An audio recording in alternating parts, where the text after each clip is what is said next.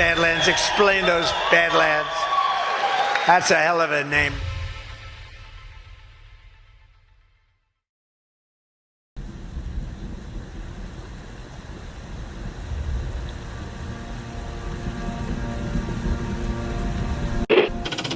Mr. Vice President, I'm going off script again, I know, but I just want to personally thank you.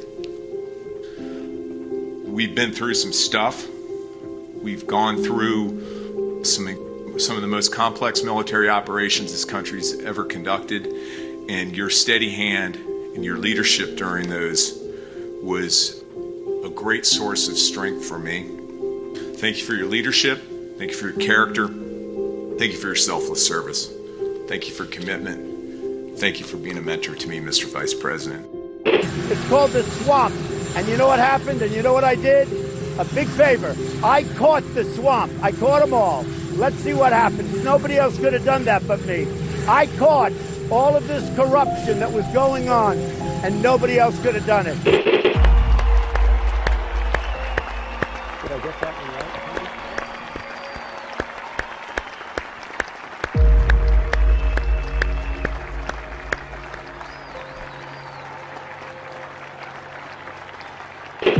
Every 4 years, we gather on these steps to carry out the orderly and peaceful transfer of power. Today's ceremony, however, has very special meaning, because today we are not merely transferring power from one administration to another, but we are transferring power from Washington, D.C., and giving it back to you, the people. For too long, a small group in our nation's capital has reaped the rewards of government, while the people have borne the cost. Washington flourished, but the people did not share in its wealth. This American carnage stops right here and stops right now. The forgotten men and women of our country will be forgotten no longer. From this day forward, a new vision will govern our land. From this day forward, it's going to be only America first. This is a president of the United States who is a danger to the Republic. America first. He knows he's an illegitimate president. The oath of office I take today is an oath of allegiance to all Americans. The great Trump recovery. America will never be a socialist country. I will fight for you with every breath in my body. Russia, Russian, pro-Russian, Russian, Russia, Russian, Russian, Russia, the Russians. Russia, Russia, Russia. And I will never, ever let you down. A dangerous virus is spreading rapidly in China, and U.S. officials are very worried that it could come here.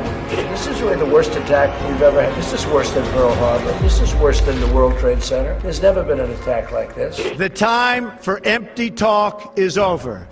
Now arrives the hour of action.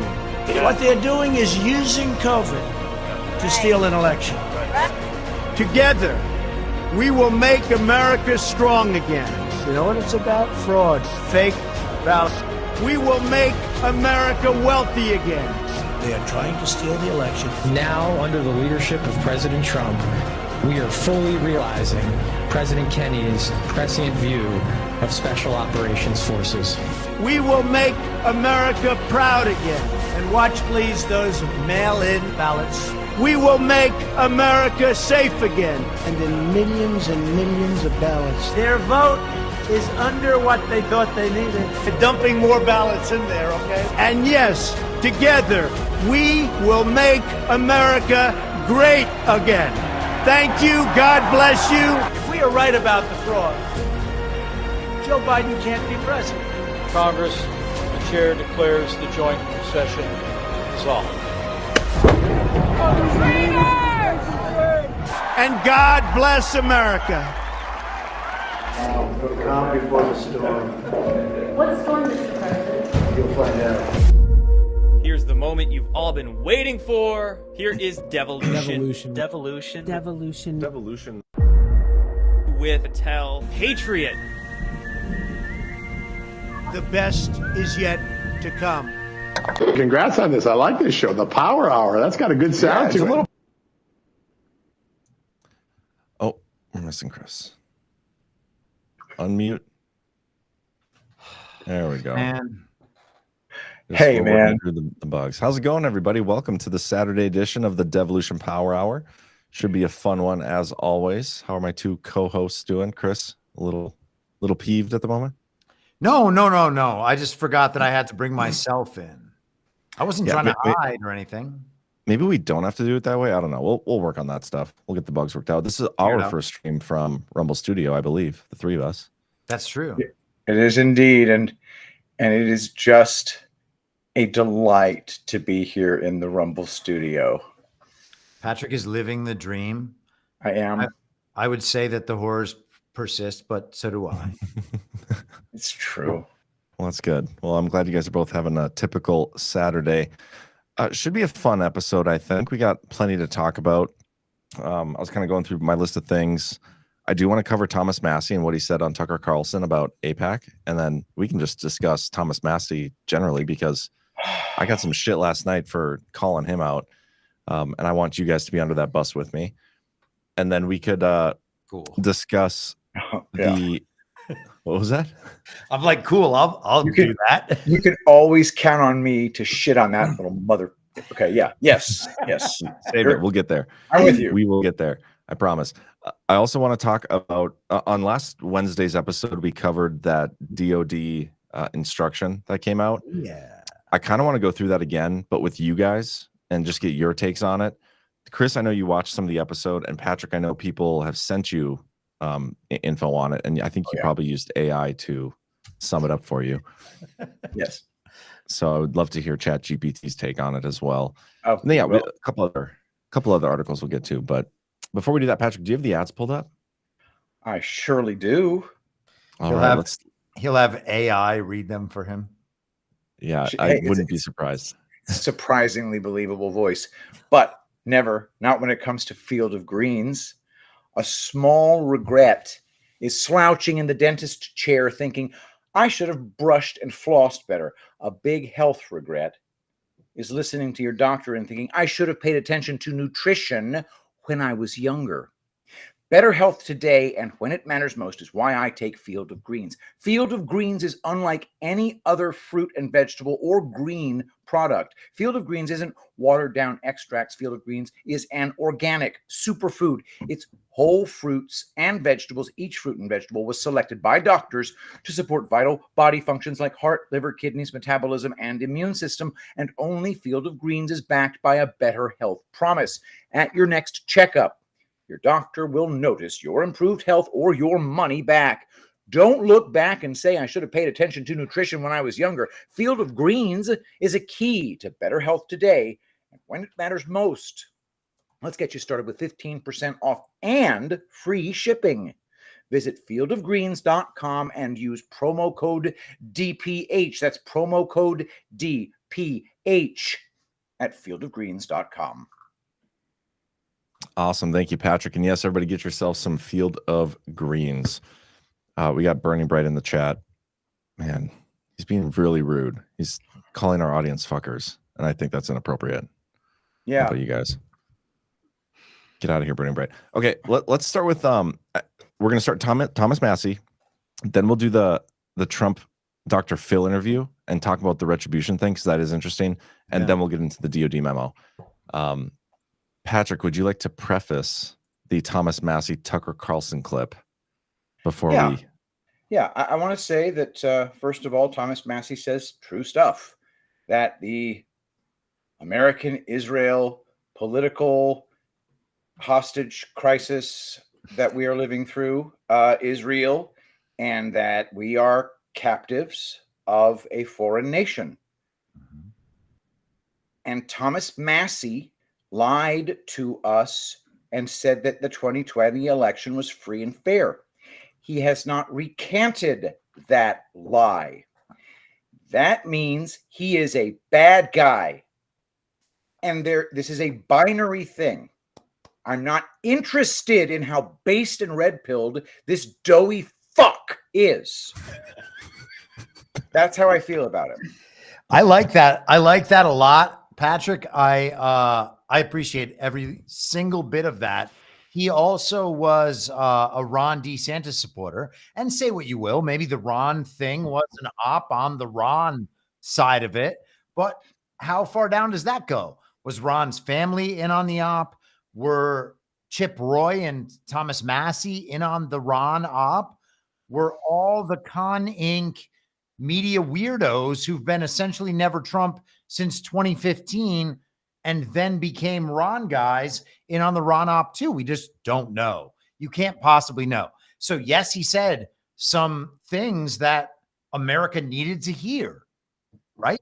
That's what the Tucker Carlson show apparently is for, so that we can wake all of the normies up to the things that they could have known 4 years ago if people on the mainstream media weren't lying to them the entire time.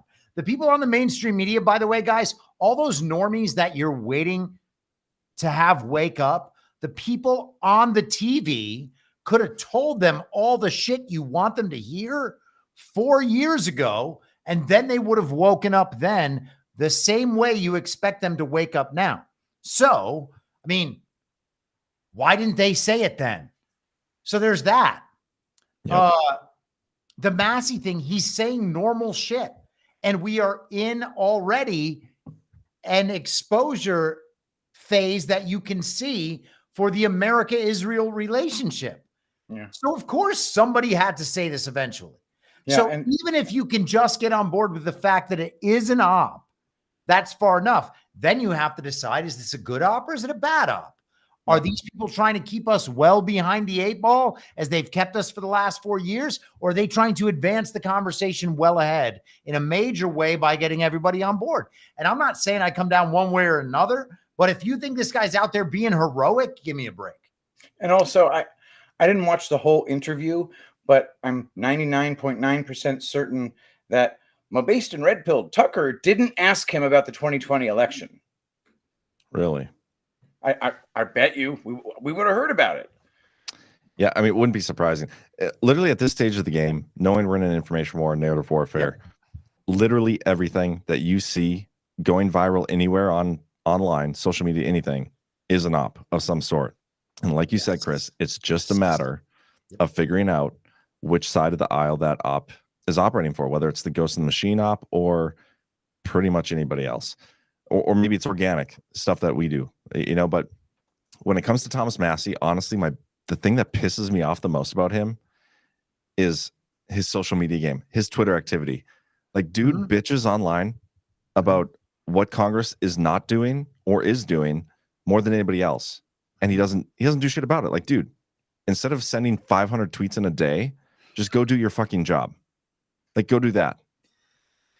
That's what drives me nuts. But everything you guys said also, in addition to.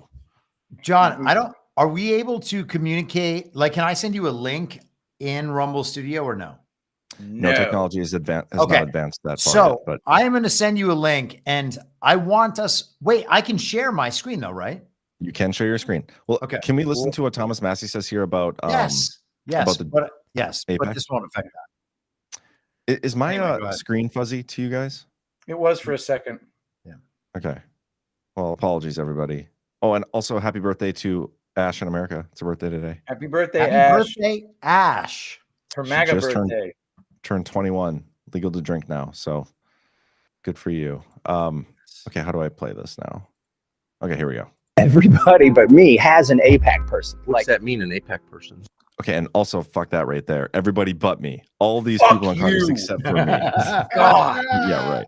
It's like your babysitter, your AIPAC babysitter, who is always talking to you for AIPAC. They're probably a constituent in your district, but they are firmly embedded in AIPAC. And every member has something like this? That's how it works on the Republican side. And when they come to DC, you go have lunch with them, and they've got your cell number, and you have conversations with them. That's absolutely crazy. I've had 4 members of Congress say, I'll talk to my AIPAC person And it's literally what we call them, my APAC guy.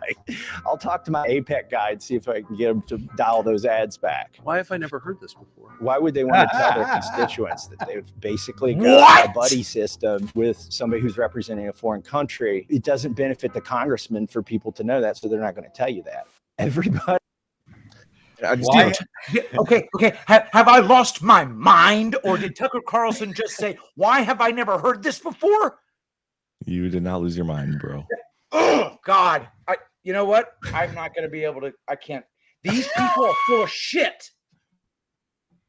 Yeah, man. I posted about that yesterday, and people got mad again. Somebody told me today that our problem is that we will be like shooting at one another, like on our same side. Like you're going after the people on your side. I'm like, no, trust me, I'm not.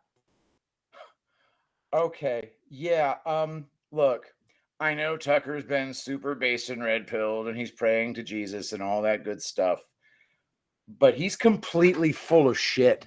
Yeah. He's lived in Washington his entire life. His father was in the CIA, and he's sitting here with a straight face, knowing that God is watching, saying, "Why haven't I heard this before?" Dude, Holy you should hear the intro to his show. What is it? Hold on, John. I'm going to send this to you on Telegram. Maybe you can download it and then play it from there. Yeah, real quick. While you're sending that over, somebody in the chat said, John, I asked Cash a question about the updated continuity policy at the Reawakening tour in Detroit. Oh, day one, time 7:57:17. Can you send a link to that in the chat while you're waiting? That'd be great. Okay, did you send this to me? Are you sending this in Telegram? I did, yeah. Okay, here we go. Oh man, I have to download it, so it might take a minute. Yeah, but hold on. So I can share this while you're doing that. This is so I sent this picture around yesterday. I thought of this. I think it's fun. I think we should do it on a regular basis. It can be a meme thing. I'm not saying you have to do it because I like it, but also I think that it would be worth liking for everybody. So yeah, hold on. Do you have it, John? Can that pull up? Not yet. If you send me a link, I can share my screen and get these up quick, but they take a second because I have to download it from Telegram. Presentation. No. Put us in presentation mode so that I can share this screen while you're downloading that. Okay.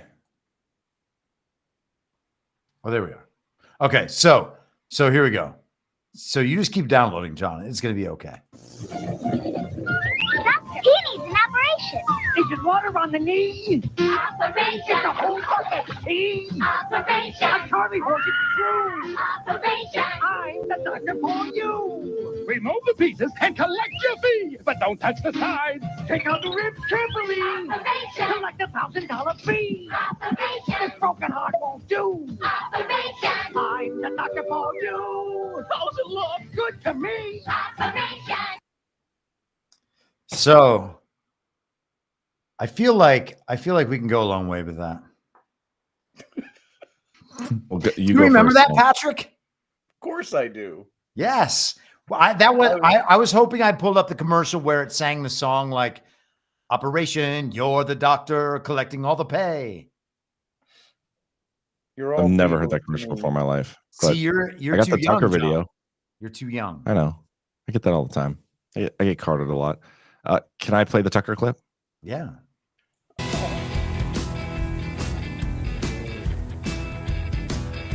Welcome to Tucker Carlson Show. It's become pretty clear that the mainstream media are dying. They can't die quickly enough. And there's a reason they're dying. Because they lie. They lied so much, it killed them. We're not doing that. At TuckerCarlson.com, we promise to bring you the most honest content, the most honest interviews we can without fear or favor.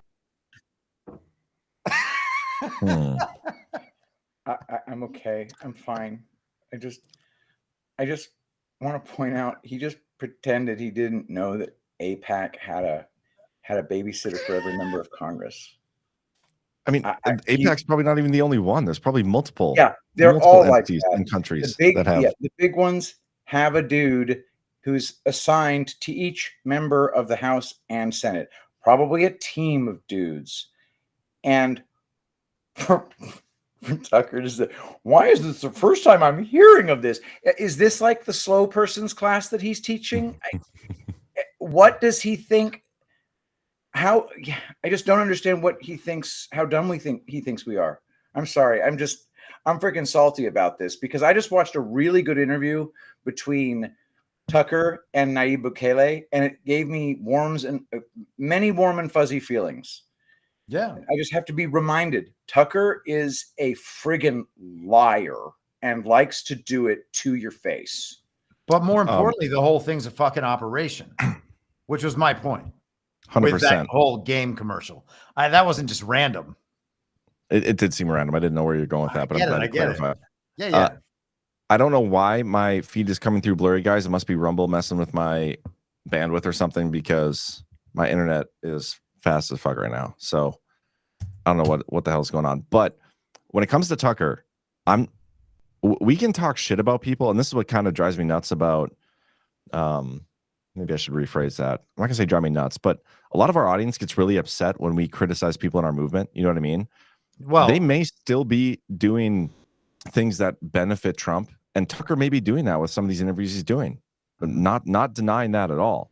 But that doesn't mean we can't call them out for bullshit when we see it. And you should call us out for bullshit when you see it from us. Like it should go. You should call out bullshit when you see bullshit. Anytime bullshit is presented. Okay. You know what's funny? They will call us out for bullshit. It's okay when you're like some dudes who are censored and like scrape by on Rumble. But when you get to talk to 5 million people at a time and make $1 million a week, it's okay to lie to them for 30 years in a row because you're actually one of the good guys. He's based in red-pilled Chris. I have not seen any Massie simping in this chat, by the way. So, good. And if you want to simp for Massie, I'm not going to lose my temper. I'm actually more appalled at Tucker in that exchange after his little pretend show that he decided to do in front of us. Yeah, but it's not the first time. It is what it is. No, it's not. It's not. But this was really blatant. Bukele, to change subject, if we're ready to change subjects, but not too far. Bukele had a really great moment that like didn't go viral because there were a bunch of like segments that were really big in the day following that interview. But toward the end of that interview, it starts at like 54 minutes in. He talks about how he only wants to win or how he had to play by only the rules written by the other side, and that he made sure to win anyway, according to those rules. And it was really cool because that's one of the things that we've talked about quite a bit over the years. Yeah, I know you kind of moved on. I didn't listen to that Bukele interview. I just want to touch on Thomas Massie one more time real quick. Oh, go ahead. Sorry. The dude follows 15,000 people on Twitter, and he doesn't follow me, even though he's engaged with me before. So fuck that guy. So when I was interacting with that Ron op all the time, there was maybe 10 people who would follow every single Ron bot. And it was Massie and Harmeet Dillon. Gosh, Harmeet Dillon, that's interesting. Yep. There were a bunch of them that would follow every single one of those Ron people. Or not even Ron people. They were actual bot accounts. And I'm almost certain that the NAFO op for the Ukraine thing turned into the Ron op. And I think it's turning into another op on Truth Social right now. I haven't spent enough time with it to like be sure that I actually want to say that. I just have like it signals to me that it's that. But yeah, I'm almost certain that the NAFO op for the pro-Ukraine thing turned into the Ron DeSantis op. And all of these people would follow all of them. I will say I'm pretty pumped about how the audience or the people generally reacted to the push on Trump, like from the Ron DeSantis supporters, the Jenna Ellis of the world. And we haven't seen the end of it, but right after Trump got convicted, they did another run. It's like we should have DeSantis. We can still go with DeSantis. That went absolutely nowhere. But at some point, that is going to come again. It's probably going to be when he is sentenced to prison or something ridiculous on July 11th before the Republican National Convention, you will see a push for somebody other than Trump, because our candidate's in jail. We can't do this. And to tell you the truth, that actually makes me think that Jenna Ellis is probably just deep cover. Maybe, but she sure. I was talking to Ash about that, and she pointed out that Jenna totally sabotaged their audit effort in Colorado. Yeah, well, what would Bill Barr sabotaged everybody's audit efforts everywhere? Okay, great point. Yeah, talk about deep cover. Yeah, and she's totally stress eating about it. You're gonna get blocked again by her. She'll block you on another platform for that. Oh, I'm perma blocked by that. Oh my God, that's so funny. That is a good point though with Bill Barr. I mean, he definitely interfered, but I would say Bill Barr is on a different level of the playing field than Jenna Ellis. Sure, I just cannot in any world see her being read in on anything. And honestly, that whole circle of people, like the Rudy Giuliani might be the exception, but like Sidney, Patrick Byrne, even Mike Flynn, I've said this before, I don't think any of those people were actually read in on anything. I think they were just doing things the way they thought they should be done and trying to make the difference they thought they can make. I don't think they're in on anything. Giuliani might be the exception. The thing about these ops is that they've got to have security, and you can compromise your best friend in the world by telling them secrets. Mm-hmm. You can put your best friend, the person who will always be loyal to you, you sometimes have to keep secrets from that person for that person's protection. And that's the kind of game I think is being played right now. Yeah. And I totally buy into that hypothesis that some of the most important people in our movement are not read in, because to read them in would be to endanger them and to compromise them.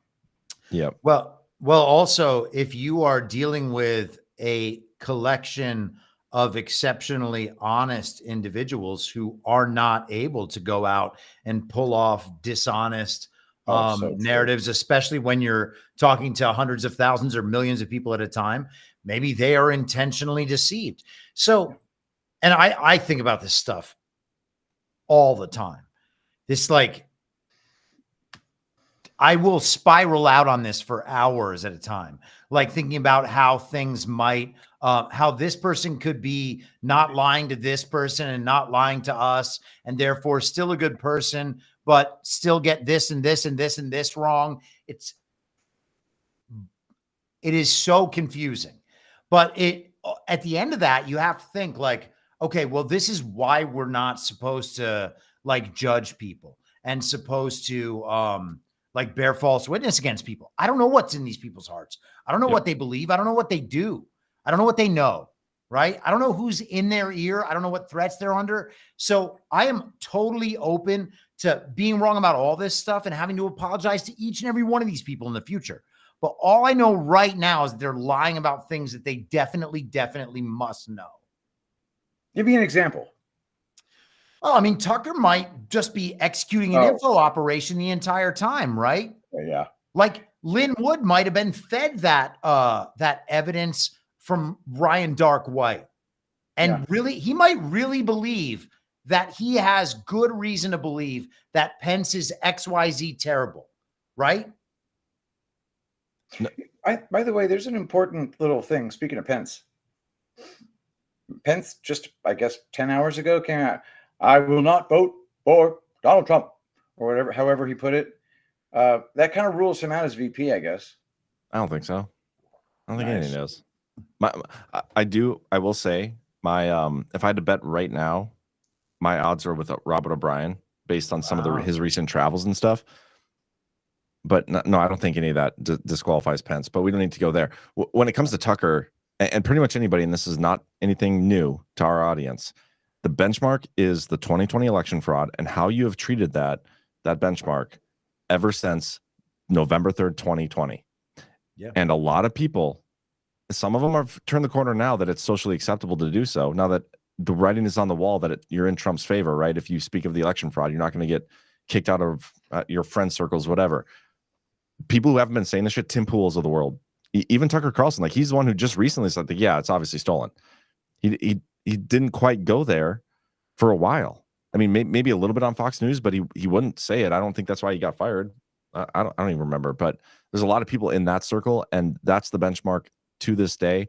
The people who haven't been saying up to this point, those are the ones I'm keeping my eye on the most for who's going to turn on Trump, either with this guilty verdict or when they steal the election again in 2024. Those are the two benchmarks, and maybe there's something else in between. I don't know. It is interesting. Okay, speaking of conventions, I've noticed a huge push from the mainstream media just this week against Biden. Like, they want him gone. Like, Matt, like there's been more, I would almost call them hit pieces against Biden from left-wing journos. Shit pieces? Yeah, shit pieces. I don't, whatever you want to call them. Well, he did. I mean, did you see that there was like a viral story about Biden shitting his pants? Except that wasn't what actually happened. Well, there was a fact check that says that's not what happened, but the viral story is that is what's happened. And the truth is that Biden is such a disgrace and such an embarrassment to the country that even people who voted for him are like, yeah, fine, fuck it. What were they like? This didn't happen. We checked his diaper. I don't understand. How do you know he didn't shit himself? Well, they said that the story that needs a fact check is that Biden was looking around for a chair that wasn't even there, but it turned out the chair was there. And if you watch the video in context, you'll see him eventually sit down. Yeah, he like goes to sit down. It looks like he's shitting himself, and then Bill's like, not yet. And then later they sit down. But it does, if you cut the clip short, it does look like he poops his pants. But no, the interesting thing is that the left-wing media is turning on Biden, but the actual DNC, they're voting on him early to get him in there before the DNC convention because of the Ohio ballot situation. So he's like, he's the guy. He's the candidate. They're not going to switch him out. They won't be able to. They're going to vote on him a month before the actual DNC convention. Doesn't really matter how much the media hates it, but what's interesting about it is they see the writing on the wall. They don't know how they're going to be able to steal this election with Joe Biden as the president, but they're going to be forced to try to do so, and it's going to be by Trump. To see. Yeah, by Trump. Yeah. Man. So I was covering the Indian election this week, and the international elections get covered the way our American elections get covered. We just kind of have this weird prejudice toward thinking that there's a president of all these other countries and that person winning is what the whole thing is about. But in countries with parliamentary systems, that's not what it's about. They have to win a majority with their party or put together a coalition that forms a majority with some of the other minority parties, and then they will collectively choose the person to lead that coalition, and that person will be prime minister. So you don't have to like make it all about a president like Trump the way our election will be. So they do elections on machines in India. And I'll be right back, guys. Cool. I want to try to turn off my other devices. All right. Well, I don't know if you can hear us or not, but so they do elections on machines there, and they have had claims in the past about Indian elections potentially being manipulated. And so everybody knows that Narendra Modi is like one of the most popular national leaders in the world. He's basically number one on the leader trackers, and Bukele's up there and Millet is up there. Shockingly, the two guys that the mainstream media in America projects out as being these kind of controversial new, this is the next wave of leadership leaders. Those guys have really good approval ratings. But Modi is like the top country leader in the world, and it's the most populous nation, top 5 economy, all these things. He was supposed to have this massive blowout win. I think that their number of parliamentary seats is a little bigger than ours. I think they have like 550 to 560, something like that, whereas we have like our 535. His party was supposed to win 400 plus, and they barely, they're like inching up toward 300. Bro. And in advance of that election, they were talking about how the elections would be manipulated by Narendra Modi's party and that he would exploit the machines to get this big win. And instead, it went the opposite direction. And now they're all like, this result is proof that the machines were just fine. Exactly. And watching the elections around the world, this is something I've done all year on the podcast, by the way. I've done it for like 3 years. But it is the most interesting thing because you see all the same narratives in all these other countries. Either it's immigration or it's terrorists or it's gang violence or domestic terrorists, whatever. They'll have these little variations. The election systems will obviously be a little different. And the stories about fraud or not will all generally be the same. But everybody's like, no, there was no fraud in this election. Modi won. Well, of course Modi won. It's his party, and they're a vast, vast majority, just like Trump and MAGA are. If it's a little tiny win and Trump wins, the rest of the world would be like, American elections are okay. Trump won. But that's not the point. The point is that everything else was stolen besides that top line figure. And this is the thing I've been harping on for months now. And so everybody can be like, we've heard this from you before, but we just saw the model in India this week.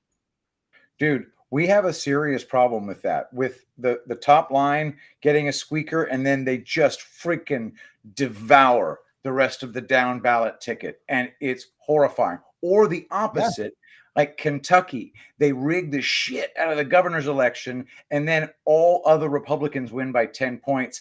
And we're all supposed to just say, yeah, well, I guess they just didn't like that Republican, so they split their ticket.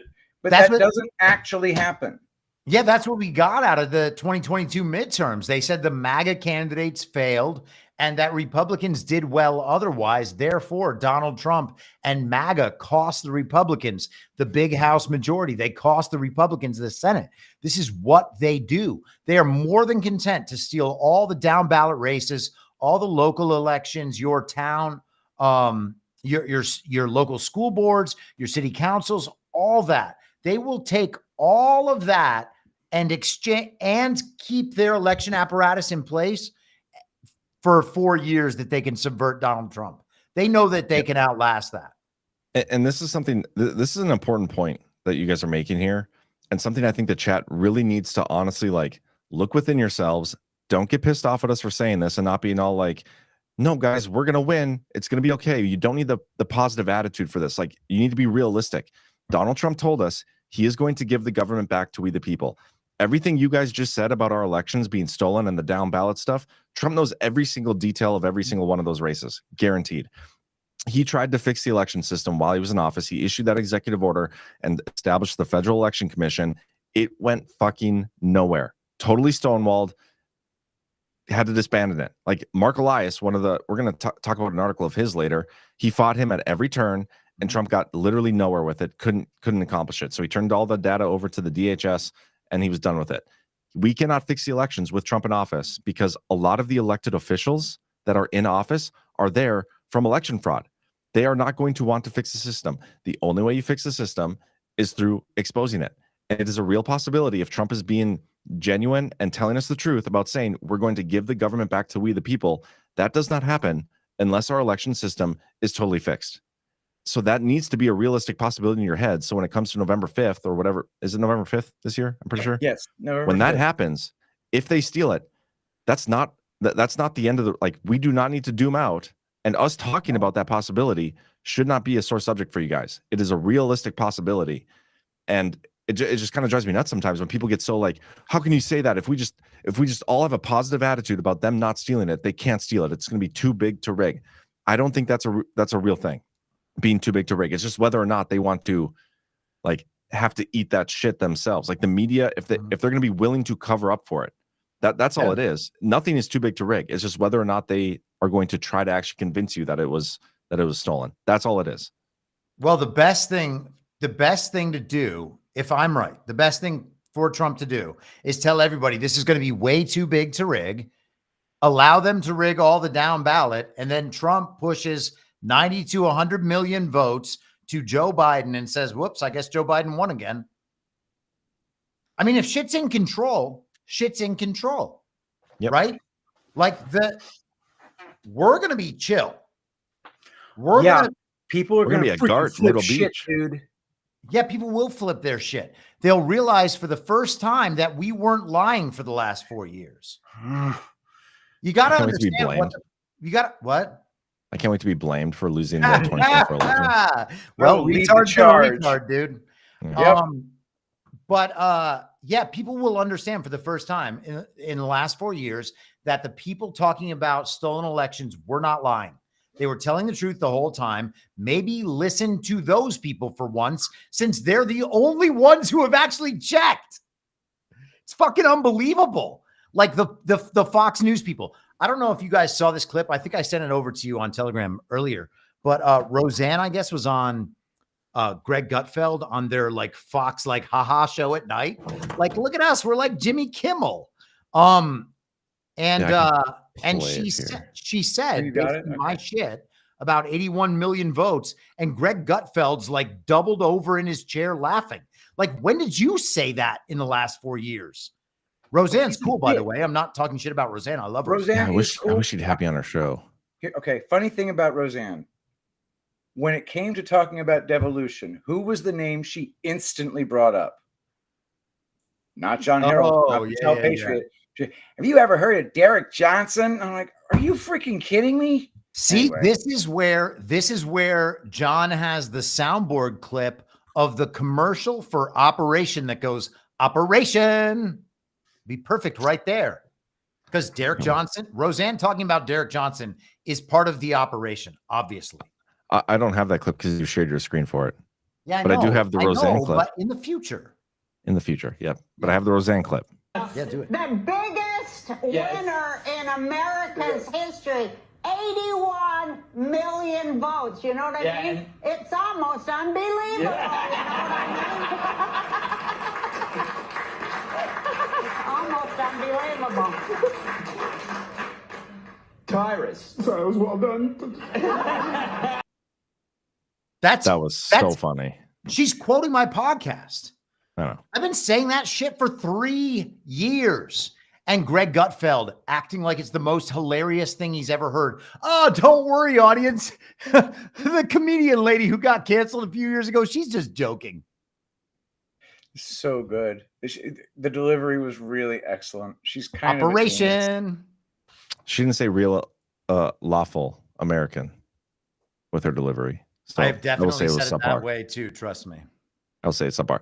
Okay, let's if you guys are good, hold moving on. to Benton just said the Roseanne Jamie Kennedy interview was great. Hey, Benton and everybody else, go back to Jamie Kennedy's show from February 2021, like first or second week of February 2021, and you can see me on there in Hollywood saying, yes, the Great Reset is a real thing. Oh, wow. You were on Jamie Benton? Jamie Kennedy. No, Jamie Or Kennedy. Jamie Kennedy? Yeah. Sorry. Benton was the okay, gotcha. I'm fully caught up now. Okay, I want to play Trump's clip with Dr. Phil about retribution because there's some interesting nuggets in here based on how Trump is responding. I want you guys to focus on the question. The question is about should Trump just like let's be the bigger person here and not get our revenge and retribution? And Trump's response doesn't necessarily answer that question. He kind of does a couple times. And maybe we'll pause it even as we go through this, but his response is like just uniting the country. And I think I have an interesting point and discussion we can have surrounding how he answers this question. So let's do this. Oh, Rumble Studio, I messed it up. Okay, here we go. Can you guys see this? Okay. People, it's a record. They've never had that. When I mention the name Hillary in the previous to the election, to rise above this cycle of ugly, I'm not going to play this gotcha retribution game. It stops now. I'll forgive. I'll not ever forget, but I am not going to play this retribution game.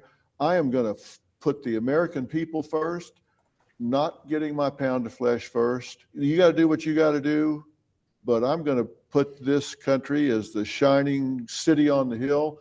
I am moving forward. I'm not playing the retribution game. It stops with me. It stops here.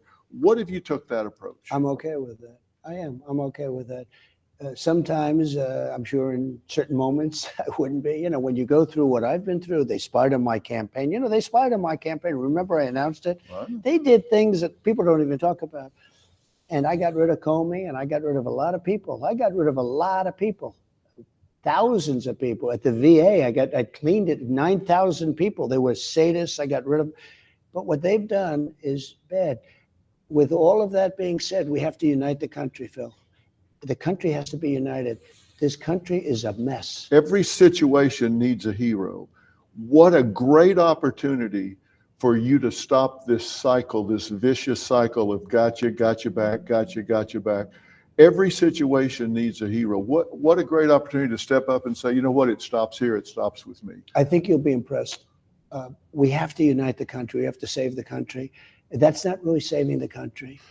There are people that did some bad things. I know who they are and all of that. But as an example, with Hillary Clinton, I'd mention her name. Everyone's screaming, thousands and thousands. Yeah, we just had 107,000 people show up in New Jersey. You saw that. 25,000. 107,000, 17.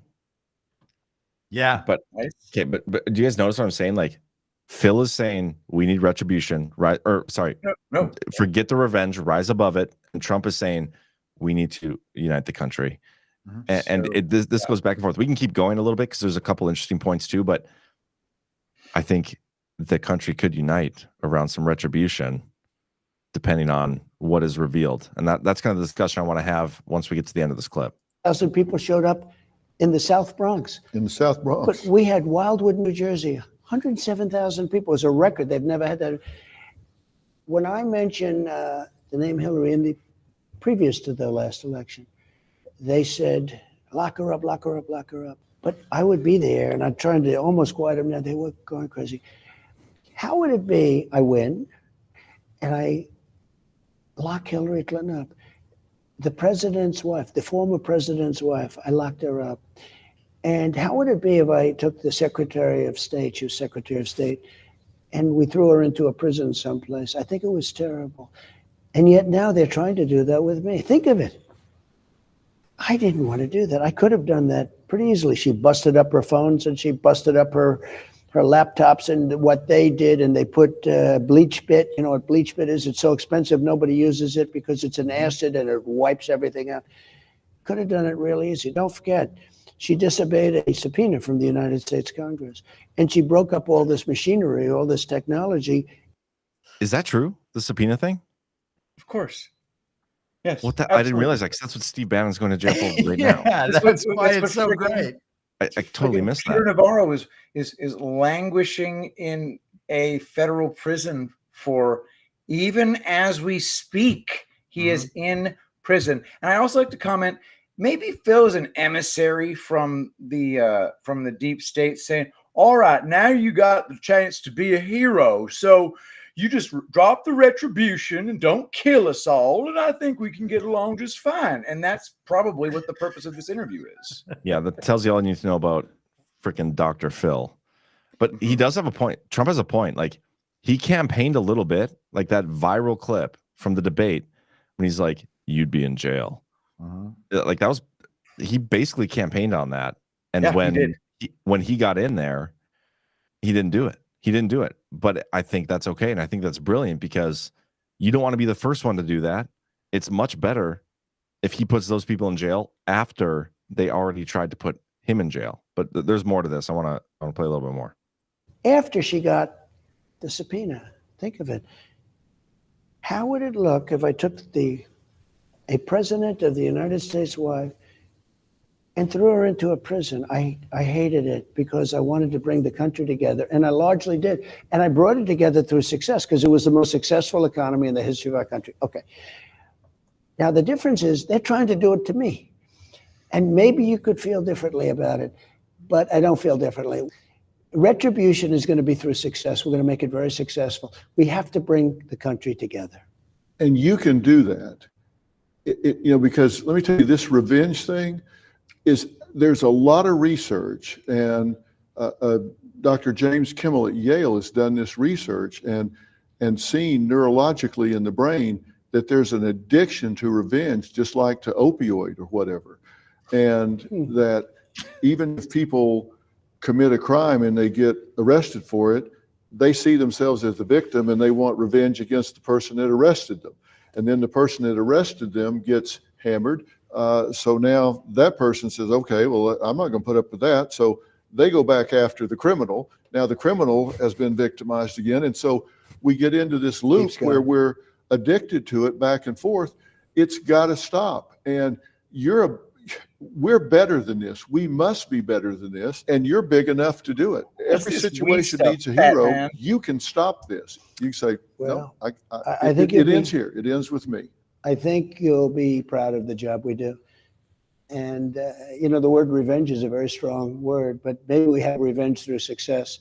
But that's what I'd like to see. I want to see the country survive, because this country is not going to survive like this. And really, the expression, I think it's the greatest theme ever in politics, man, because it's the biggest movement. We want to make America great again, and that's what we have to do. And I think you'll be very proud of the job we did. The Pope has a book out that he's written, and he says, we are all brothers and sisters, and there must be no resentment among us. For any war to truly end, forgiveness is necessary. Otherwise, what will follow is not justice, but revenge. And that's true even in the cultural wars that we're fighting here. I think you have so much to do, you don't have time to get even. You only have time to get right. Well, revenge does take time. I will say that. It does. And sometimes revenge can be justified, Phil. I have to be honest. No, sometimes it can. But is the country better or worse?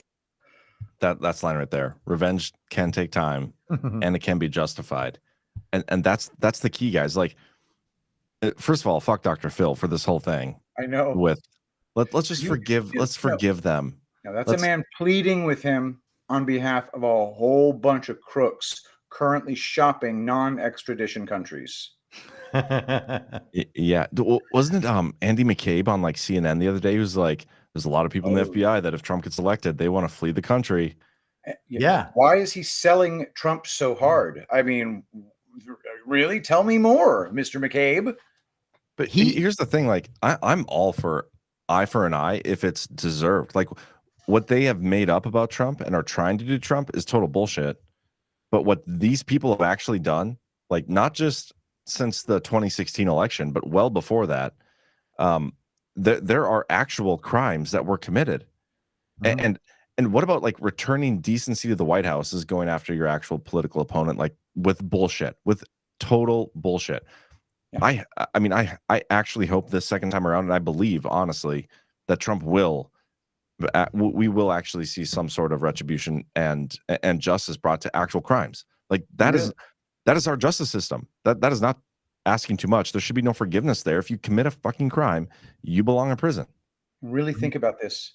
As they have been going after Trump on all this bullshit, persecuting him relentlessly, trying every trick in the book to ruin him. What is their slogan the entire time? Nobody's above the law. That's what they say. So when we finally bring justice to this flotsam that has taken over our country, we don't say it's revenge. We don't say it's retribution. We just take that exact same phrase and shove it so far up their asses that they can taste it. Nobody is above the law. That's what you say when you talk about this. It's true. I mean, if you have a two-tiered system of justice, the upper tier that the system of justice does advantage is the rich and powerful. So if you're not going to hold the rich and powerful accountable when they've committed crimes against the country and crimes against humanity and their led careers in political corruption, if you're not prosecuting those people, that is proof of the two-tiered system of justice. Dr. Phil just gave a defense for the two-tiered system of justice. Now, in Dr. Phil's defense, he did talk earlier with Trump about how he thought that New York trial was rigged against him. So maybe this is all an operation. Got to at least give it the possibility that Phil is just presenting each and every counterpoint to this position on behalf of Donald Trump so that he has a friendly place that he can roll these opinions out. But Dr. Phil gave him every argument against the retribution thing. Oh, you don't have enough time. You got so many things to sort out. You got to get these things right. You don't have time for retribution. Well, there's a psychological addiction to revenge that starts a vicious revenge cycle, and it'll just be all revenge forever, right? There's multiple arguments. Donald Trump could be a hero if he doesn't go out and seek revenge. No, you know what I feel like? I feel like a lot of people, when Donald Trump first became president, when he first won in 2016, he said, I don't want to go after Hillary. And they said, what are you talking about? You literally said, because you'd be in jail. You played us all for suckers. Yeah. Well, some of the Con Inc. people still go after that. And they say that Donald Trump didn't drain the swamp for things exactly like that. And, you know, I mean, to be a normie about it, they would definitely have a point as far as that's concerned. I'm not a normie about it, so I don't care, but I want to throw something out there. Something that I think would it would make Trump not look like he's seeking retribution. It would make the left absolutely they would go insane with this, but a more sovereign alliance take. Yes, all these people like the Biden administration, the Hillary Clintons of the world, Andy McCabe's, all these people, whatever, they have all committed crimes against the American people, right? And Trump has said this himself. They've been conducting illegal psychological warfare for the past 7 years, whatever. But something that would be kind of badass if what if Trump, instead of prosecuting these people for crimes here, actually sent them to a Russia or a Saudi Arabia or some foreign country? What if all these people got prosecuted in Ukraine for crimes they committed against the Ukrainian people for all the bullshit they've been pulling there and all these color revolutions, and that's just scratching the tip of the iceberg. That would be almost the nailed perfect it, buddy. Yeah, that's the greatest thing ever. I think that's the best. That's the best new idea I've heard in a long time. Sold. You pitched that thing perfectly. I think that's wonderful. By the way, you know, the McCabe thing, a little bit. The McCabe thing, he talks about how people are trying to figure out where to leave to. There was an article, I think it was in the Washington Post, maybe 4 weeks prior, about the new topic at the cocktail parties in DC was about where people would escape to. And they had all these different countries that they listed, and no one listed Israel, despite the fact that all these people that have to escape have dual citizenship there. And hey, man, that's not even about the Jews. That's just these people have dual citizenship. You don't have to be Jewish to have that. I mean, you do, but come on. And so none of them mentioned that. The fact that situation is changing right now at the point where all these people would want to escape there, that's pretty funny. But yeah, that's mind-blowing that they're going to actually try to escape. These are supposed to be the patriotic people that were working to preserve American democracy this whole time, and they were going to pursue the commission of crimes by other people, and now they don't want to hang out in the country anymore if Trump comes back.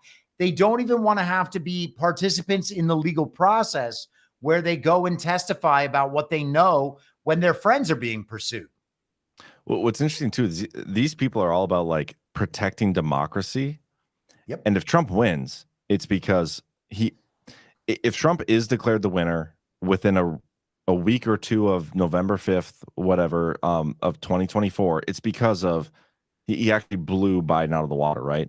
It would be impossible for them to argue against democracy if Trump is declared the winner initially, because the people fucking voted for him.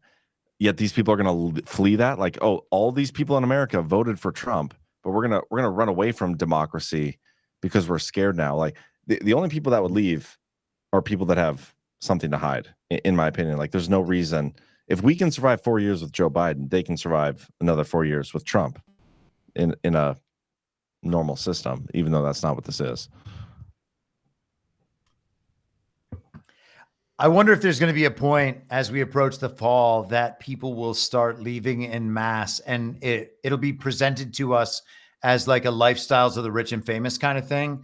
They'll be doing stories about how the new destination for a second home is in New Zealand. It'll be like a replay of what happened in 2020 with all the yachts parked off of the coast of New Zealand. Prussiagate did an amazing sub-series about this, by the way, about how all the richest people in the world, they had their trust in these businesses set up in such a way that if they were like doing business in the general territory of New Zealand, they wouldn't be taxed by New Zealand, and they also couldn't be taxed anywhere else. It was like Bezos and those people. So yeah, we're going to start hearing about where everybody's moving to, and it'll be like the new haven. Do you know where they're not no moving extradition to? there? Say what? I heard Sorry, both. No extradition there? That I don't know about, but I mean, extradition is just whatever the regime says it is, right? Yeah. What the hell do they care about that? There is no international law. The fact that we believe that there is such an institution as international law is so retarded. Well, Why they would kinda anyone believe that? They proved that with when the ICC, with Putin, they're like, he's a war criminal. We're going to charge him with all these things. And all of America's like, yes, get Putin. But then when they come out against Netanyahu, like, no, the ICC needs to be condemned fully because Netanyahu's a saint. Like that right there is bullshit. Yeah. I mean, it's crazy, but it's also crazy to ever believe that that was a real thing. It would be like in Game of Thrones, if someone was going to be tried at, I can't even think of what this King's Landing. I got it. By the Lannisters, right? Like, is that a free and fair trial? Is that how it's going to go? We're going to bring all of the Seven Kingdoms together, and they'll decide in King's Landing. Oh, they're going to put together a panel. Like, that's what it is. That's what international law is, and we pretend it's something different because we thought we were on like the team of international law. Like, hey guys, we're not. Okay, just like let the concept go. Do you want to know where they're not going to flee to? They're not going to flee to Maldives. Apparently not. Yeah. They're not letting any Israeli passport holders really to Maldives anymore. They're like, get the fuck out. No way. Yeah, it's freaking based. Why? Because they're fucking pedos, man. No. Why is Maldives doing that? Like, not. That's what he's saying. That because Maldives is tired of their bullshit. But that's probably like the largest portion of their customer base. No, actually, about 0.6% of tourists visiting Maldives are Israeli passport holders. I just think that Congress is a big portion of that, and Congress doesn't get to go there and have their freaking dirty little parties. Well, it's okay to talk about now because Thomas Massie told us on Tucker that it was okay to talk about. I feel so dirty. Freaking Thomas Massie and I are in the same group. Oh boy. Oh, Patrick, you remind me of Thomas Massie. You're so based and red-pilled. I'm not edgy anymore. I know. It's become anti-Semitism has become gentrified. I got to find some other line to cross. There's nothing left to deny. No. Oh my God, that's too good. All right.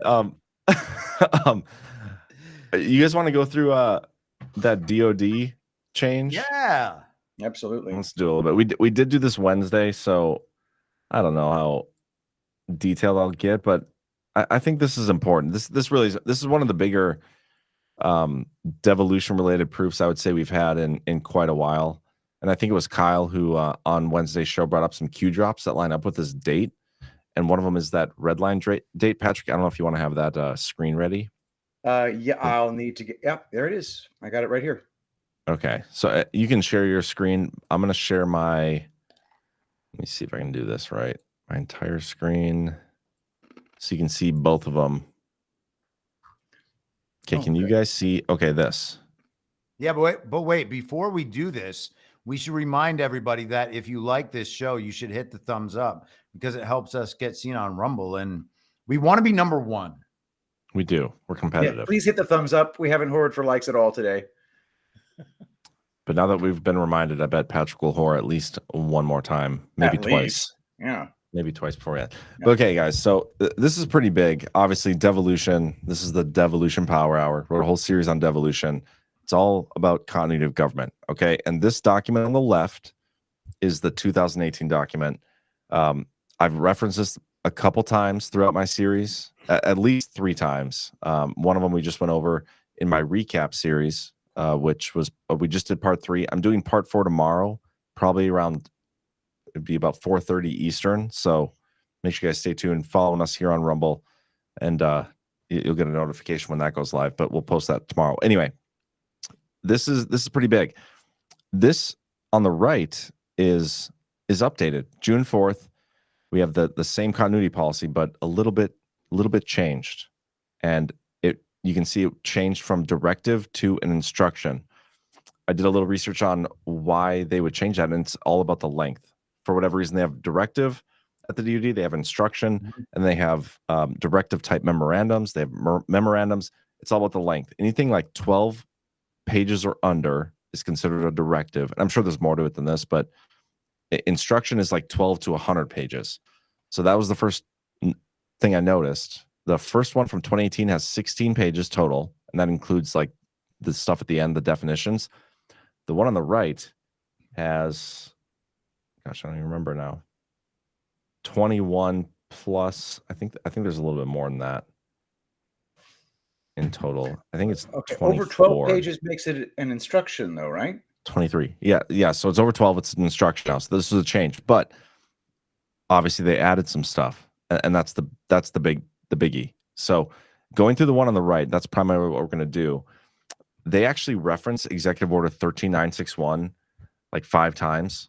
In the one on the left from 2018, the word devolution, including the definitions, is only in there 3 times. Darn it. The one on the right from, again, like 4 days ago, has it in there 13 times. So it's mentioned an insane amount of times. It's just crazy to me. But let's go through a couple of these things, because some of this hits on the devolution series pretty heavily, and I want your guys' takes on this. I got the Wednesday guys' takes. Let's get your takes now. So number one, and this is where, if you look on the left, the general issuance information, the policy is pretty short. 2 things, A and B. The one on the right, it's A, B, C, D, lots of more words, different things. It does talk a lot about the mission essential functions, the national essential functions, the primary mission essential functions. But the one on the right gets into the CMEFs, which is even like one step down.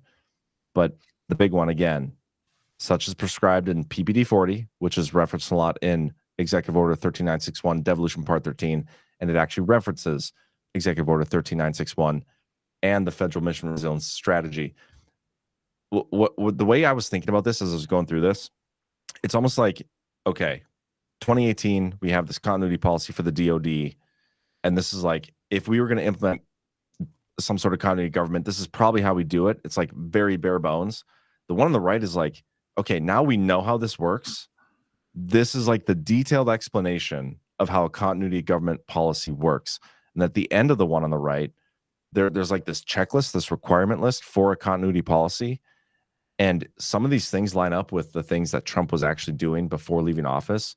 And it's like, okay, this continuity government requirement is you got to notify all these people.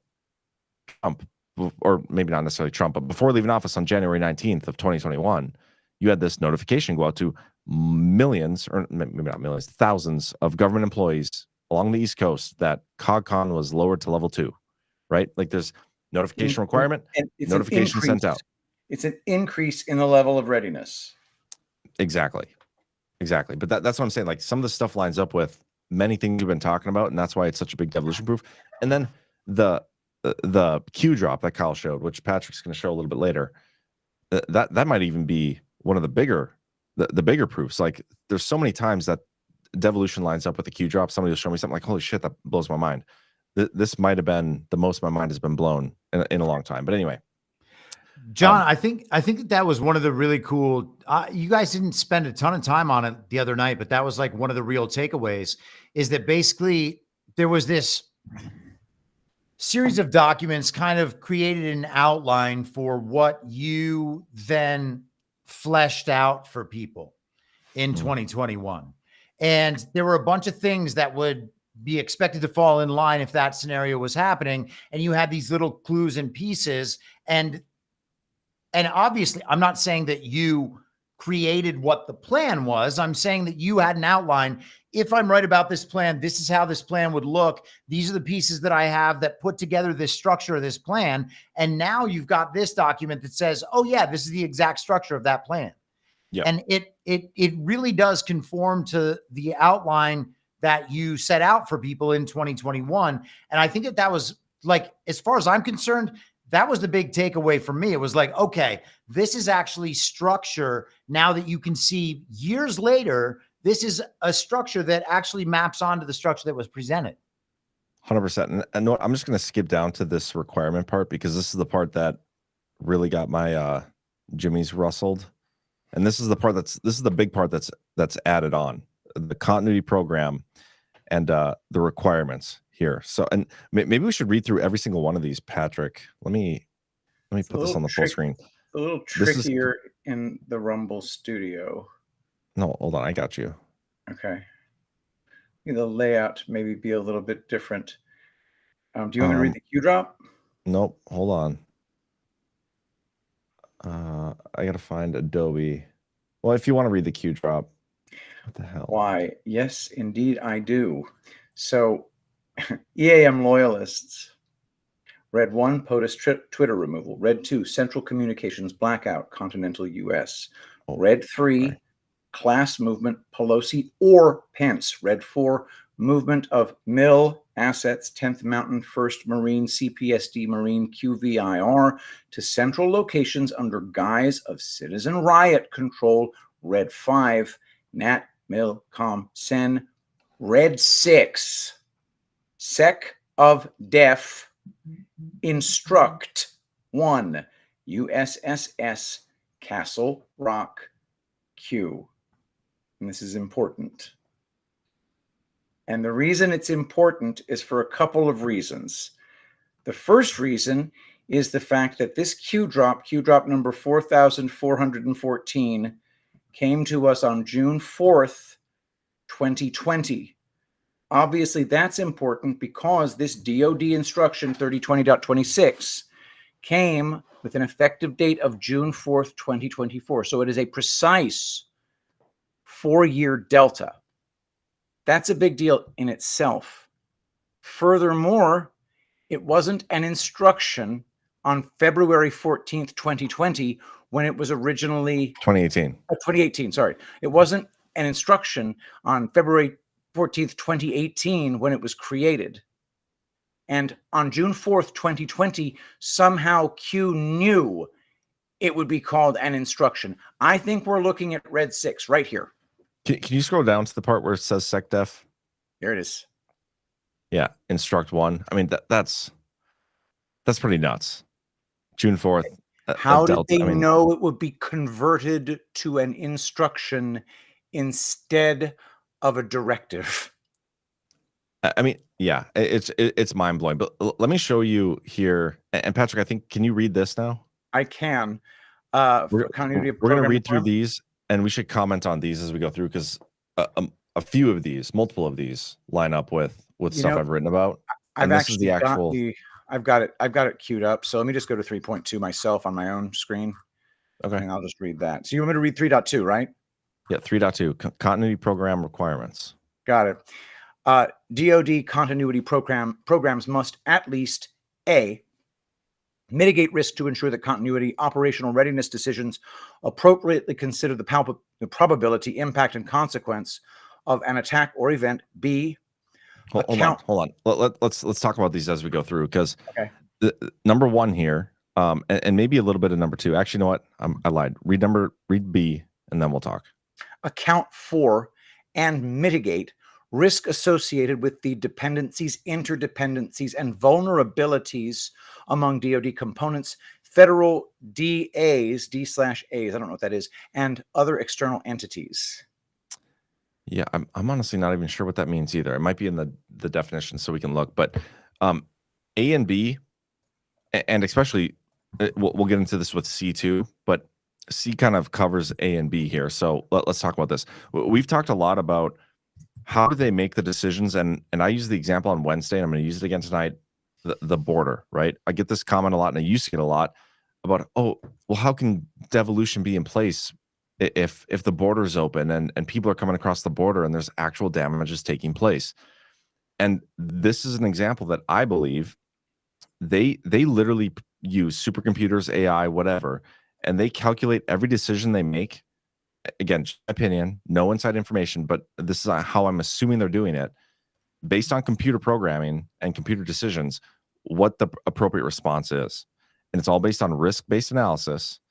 And so they weigh the probability of, okay, yes, we might have an open border. Yes, bad things are going to take place.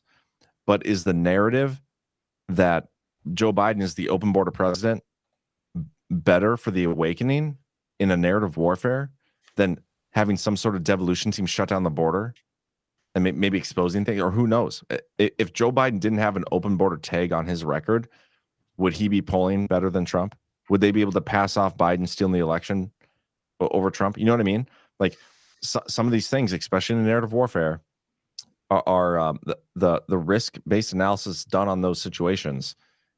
It might be best to allow them. You don't know the feasibility of accomplishing these things, number one, with how many people are involved in a devolution scenario. And number two, the cost. There's so many different things you can go down. But that's how I look at point A and B here. And then we'll get into number C where they actually kind of spell it out too. But I don't know if you guys have any thoughts on that. D/A stands for departments and agencies. Okay. The immigration thing is very strange. And I enjoyed your conversation the other night about how the thing hyped as an executive order was simply a proclamation that didn't carry the weight of law. And that whole thing was like an ongoing op. I mean, they were intending to say that they stopped the border problem based on the approval of Mike Johnson's package a couple months ago. Chip Roy was out at the front of that talking about immigration and how they were going to stop that. We got a big propaganda push from the mainstream media to cut off, to bring the immigration issue to forward in everybody's mind so that then the Uniparty could take credit for stopping the problem. They've done absolutely nothing. If we are right about how we're looking at this situation, then the problem already is taken care of. It's handled to the extent it needs to be handled. And so now when they say immigration has been stopped, they want the credit for that. They're not going to get it because of how this thing is played out. So I think we've seen a number of examples that map onto exactly, if I'm understanding you, how that sort of thing would work. Yeah, well, that's actually really interesting. Because there would be no better way for the Trump team, the Devo team, to expose the Biden administration for their incompetency than to have like Joe Biden out here saying, yeah, I'm going to shut down the border with an executive order. You look into it, that executive order actually isn't an executive order. It's a proclamation. They're not actually going to do anything. And so Joe Biden using his executive action doesn't actually affect the border crossings at all, which is that's what's going to happen. That is only going to benefit Trump. Because even when Biden uses executive action to try to tackle the border issue, he can't get anything done. But when Trump did it, like we didn't have this issue. So what's the difference here? Why can't Biden? Do you remember Joe Biden taking it to the media and saying that I need congressional action? Congress needs to give me the power to be able to do this. And Congress didn't do that. And now he's saying, well, with the stroke of my pen, I'm going to give myself the power to do this. But he didn't even do anything. Yeah. 100%. Let's we keep also going, have Patrick. to remember, we have to remember that whatever's going on at the border is a story being told to us by closely guarded information spigots. We can be led to believe things about the border that are not true. Now, I don't know what's going on at the border, and I'm not specifically denying that there's an influx of immigrants. When I say things like we don't know what's happening at the border, the next question is always, invariably, so you're saying that we're not being flooded by illegals? Oh, I'm not saying that. I'm saying we don't have the ability to check on any of this. So we have to take everything with a certain fluidity, recognizing that we are living through a very sophisticated information war. I would probably guess the most sophisticated information war in history, given the amount of technology being brought to bear. It may be that the problem of the flooding of our border as a weapon against the people has already been dealt with.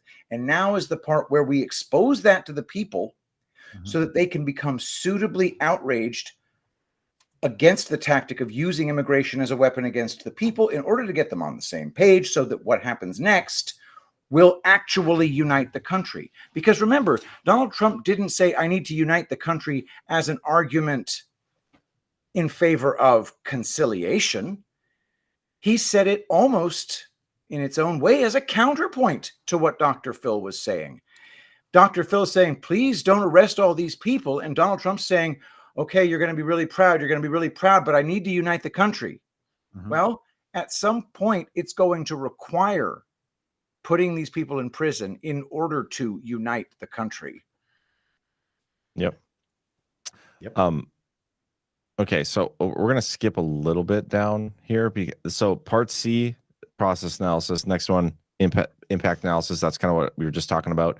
Prioritizing resources. We talked about this a lot too. Is Trump's federal mission resilience strategy talked a lot about the reprioritization of national essential functions and tackling those. We don't know how they were reordered or reprioritized or any of that stuff. But I want you to skip down to part F here, Patrick. Okay. If I can pull up Adobe, scroll down for you. Gotcha. Part F. F, integrate mission assurance, cybersecurity, operations security, and telework program requirements as appropriate. Okay. So where I thought this was interesting, and if you guys remember those NSPMs, I've talked a lot about these. Trump issued, if I can share my other screen here. Here we go. Okay. So in his last 10 days in office, Trump issued 10 NSPMs, starting with number 28 through 36. For those of you who don't know, it stands for National Security Presidential Memorandum. Yeah, They're classified. 9. 9 is last 10 days. Or 9 is last 8 days? What is that math on that, Patrick? What? So, what, the 13th? January 13th of 2021. Through 9. January 20th of 2021. 9. Okay, so 9 is last 8 days. What? Anyway, whatever. Regardless, he issued a lot of his last 8 days. Up until this point, he issued one every like 53.7 days or something crazy. Obviously, he was up to something leaving office. The first one he issued here, NSPM 28, is the National Operations Security Program. I had a Twitter thread on this a while ago talking about OPSEC. That's where, like, if you're involved in a mission or an operation, you're not going to talk about that operation. NSPM 28, Trump implemented OPSEC for the executive branch and the White House. Like that was number 28, one of the first things that he did. Okay, going back to the checklist. Let me stop my screen and reshare the other one. Here, you're going to integrate mission assurance, cybersecurity, and operations security. This is like one of those things on the checklist that Trump implemented for a continuity plan. Thought that was interesting. Was Part F also in the February 18th directive? Nothing we're reading right now was in the February of 2018 directive. Okay. Then. Okay, so Instruct 1 happens on June 4th, and here we are. Yep. This next one is also interesting. G, establish an order of succession, including roster management and successor training. And the order of succession. So Executive Order 13961 was on December 7th of 2020. Yeah. 13963. Read this, Patrick. You got it. Providing an order of succession within the Department of Defense. Executive Order 13963 of December 10th, 2020. So 3 days later, after 13961, which is the devolution executive order, the continuity government executive order, the one referenced multiple times throughout this new continuity document, 3 days later, he has an order of succession, which is in the requirements for continuity government plan. So also freaking mind-blowing. Yeah. H, identify pre-planned and emergency delegations of authority. That is what devolution is. Skip down to K. K, incorporate human resources requirements, including the identification of and provision for personnel alert and notification, movement, and annual training of continuity staffs, including orientation or annual awareness training for leadership and non-continuity staff members. Yeah, and that was the notification sent out. Addendum 2 of my series, there's notifications sent out to, we don't even know how many employees, but that the CogCon level was switched to level 2, which was increasing. We need to refresh everybody's memory about that addendum in the Devolution series. I had a lengthy conversation with ChatGPT about addendum, the CogCon addendum in the Devolution series, and ChatGPT could not come up with any reasonable explanation other than devolution within that framework. You should explain that, because like what you're doing, ChatGPT. I think we hit all the highlights from the update. It's huge. We will get through that addendum 2 in the recap series, probably in a couple of weeks here. But what are you doing with ChatGPT when you address these articles? Are you like asking it to debunk, or like what are you doing? I'm asking it to criticize. So interesting. Not debunk, because debunking tells it just go all whole hog and make shit up if you have to. That's really what it will do, by the way. It will give you strengths and weaknesses. And when it comes to the January 19th continuity of government condition 2 status alert, which it knew all about, it read your addendum, and then it read all the stuff on Twitter about people freaking out about the addendum.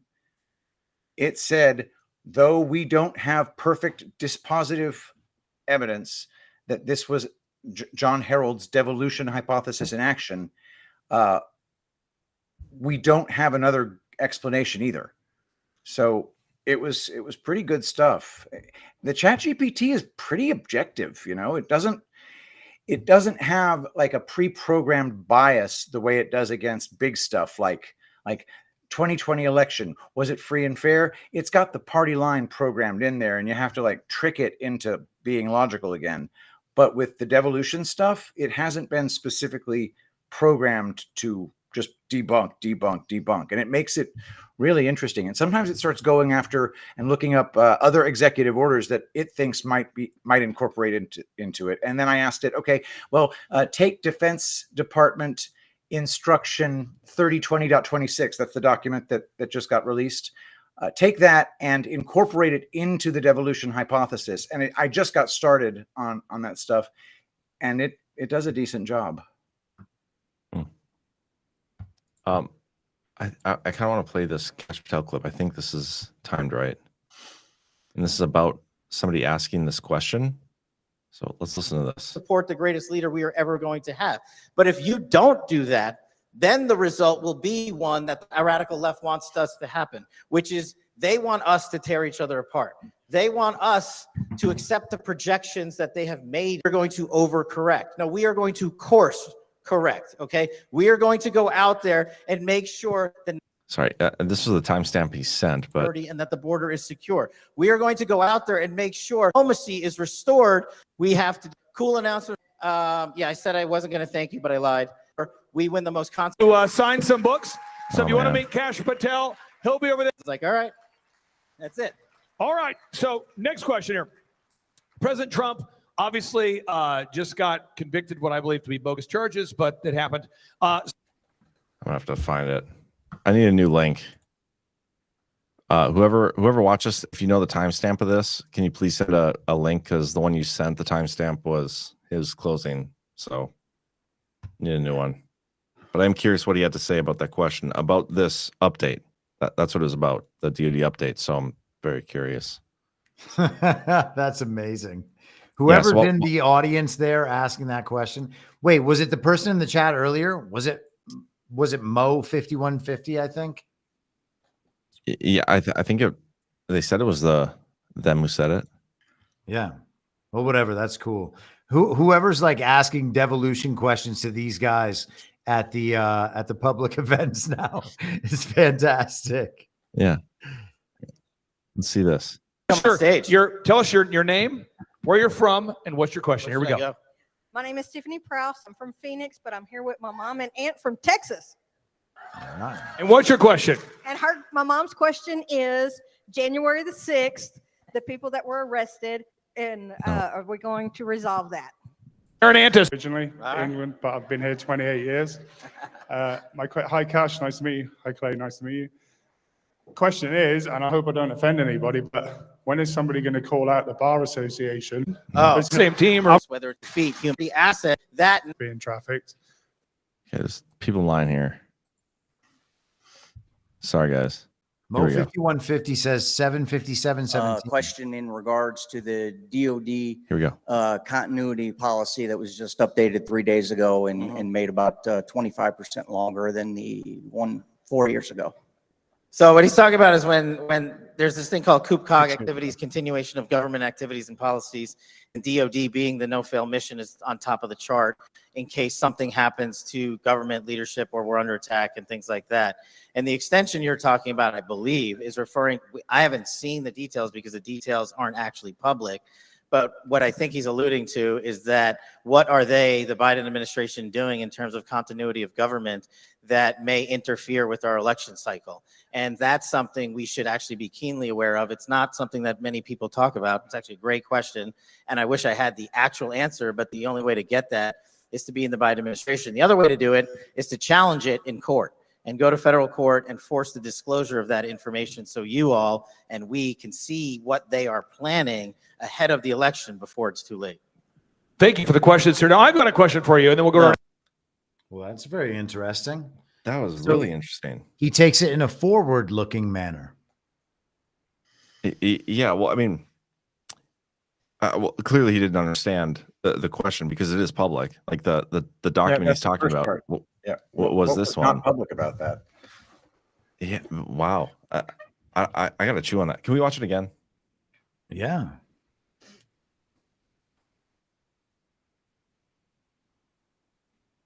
What is Clay Clark wearing, by the way? He's a multi-millionaire and he's wearing an incredibly ill-fitting outfit. Where are you from, and what's your question? Hi, my name's Mike. These days I'm from just about everywhere, and I'd like to ask Cash a question in regards to the DOD continuity policy that was just updated 3 days ago and made about 25% longer than the one 4 years ago.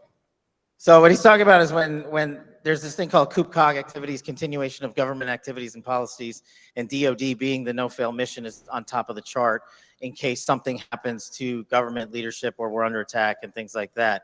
And the extension you're talking about, I believe, is referring, I haven't seen the details because the details aren't actually public, but what I think he's alluding to is that what are they, the Biden administration, doing in terms of continuity of government that may interfere with our election cycle? And that's something we should actually be keenly aware of. It's not something that many people talk about. It's actually a great question.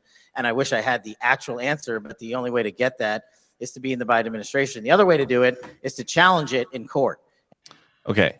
Couple things here. Number one, previously on the Reawaken America tour, when he's been asked questions about this stuff, like continuity of government, devolution, whatever, he like shits on me. Like he'd be like, you don't follow that other Patel or whatever. Like there's another Patel talking about this stuff, and that's whatever. So that's weird. He talks about this as an extension of something, but that's not what, like, this isn't an extension. This is an update of the policy because it's longer now, more detailed, but it's not extending anything. This thing has already been in place. That was a weird phrasing by him to refer to this as an extension. To refer to as an extension, by the way, means you take an existing order that was set to expire and make the expiration date further into the future. That's an extension. This is not an extension. That's only with executive orders, though. Like, I don't believe there's many things at the DOD, and I could be wrong. I don't have any military background, but like executive orders need to be extended, or their authority needs to be extended for them to continue having teeth. The DOD, when something's in place, like, okay, this is in place now for eternity unless there's changes made. Like, you don't extend those things. You know what I mean? So that's weird that that's how he turned this. And then, like you said, Chris, he turns it around and be like, we do need to keep an eye on what the Biden administration is doing to interfere in the election. Why does the continuity government plan or whatever to interfere in have the to do with- election cycle? He said. So Yeah, I mean, that's at any interesting point phrasing. of this, Well, yeah. what executive order was recently extended? Well, nothing. Is there any way? I think Patrick asked an interesting question. Is there something else that Cash could be referring to? Not having to do with continuity government, because Cash clearly spells it out. The first thing he says is, okay, I believe he's talking about the COOP-COG, which is continuity of operations, continuity of government. So they're talking about the same thing or the same concept, right? Continuity of government. But this one guy is talking about this specific DOD instruction. Cash turns it into an extension of something, which would be a presidential thing, and then how it might interfere with the election cycle. And why would that be where he goes with that? Unless that's already like in his mindset. You know what I mean? Like he's already familiar with some sort of continuity of government interfering with an election cycle. Does that make sense? Is that related in any way to any of the national emergency declarations? No, wouldn't be. Not COG. There's one executive order from Trump anyway. I mean, there was stuff from Biden, like the PPD 40 and previous presidents before that. But this is where Trump is different too. Every president up before Trump actually went in and issued a new executive order or presidential, like Trump's was NSPM, Obama's was PPDs. I can't remember what Biden is, but they actually replaced previous continuity planning and policy. Trump didn't do that. Trump didn't actually replace anything. He just altered it. He altered a few things with Executive Order 13961 having to do with PPD 40. Man, that's fascinating. This is a fascinating answer to me because Cash knows exactly what he's talking about here. And he just he almost, maybe he wasn't familiar with the continuity policy document coming out from the DOD, but the extension thing is weird. And the election cycle thing is weird. The fact that he associated those two things, continuity government and the election cycle, that is a fascinating thing. Great question. Whoever it was that asked that to Cash. Holy shit. Yeah. And by the way, he began by saying, I pretty much live everywhere now. So who is that guy? Is that Mo 5150? Yeah. Mike. He's in the audience right now. He's in the chat. Yeah. Damn. Hey, thanks for asking that question, man. That was badass. Yeah, that was super cool. Awesome. John, if the OPSEC thing on the executive branch, I mean, depending on the severity of that, you would expect that everyone who was a part of the executive branch at that time would not be allowed to say shit about anything until that continuity of government protocol was over, right? I mean, I'm not the expert on any of this. If ever. I'm just shooting the shit. So yeah. I don't even call myself an expert on this stuff, but I would imagine, like, if you actually implemented something like devolution, you will probably never be speaking about this until it gets FOIA'd and they declassify it because they have to 50 years later. By the way, is he also just encouraging us to FOIA all that shit and saying, hey, dumbasses, you could have just sued for this a few years ago and you would have had it? I did FOIA. I have FOIA. Did you? Oh, wow. I didn't know that.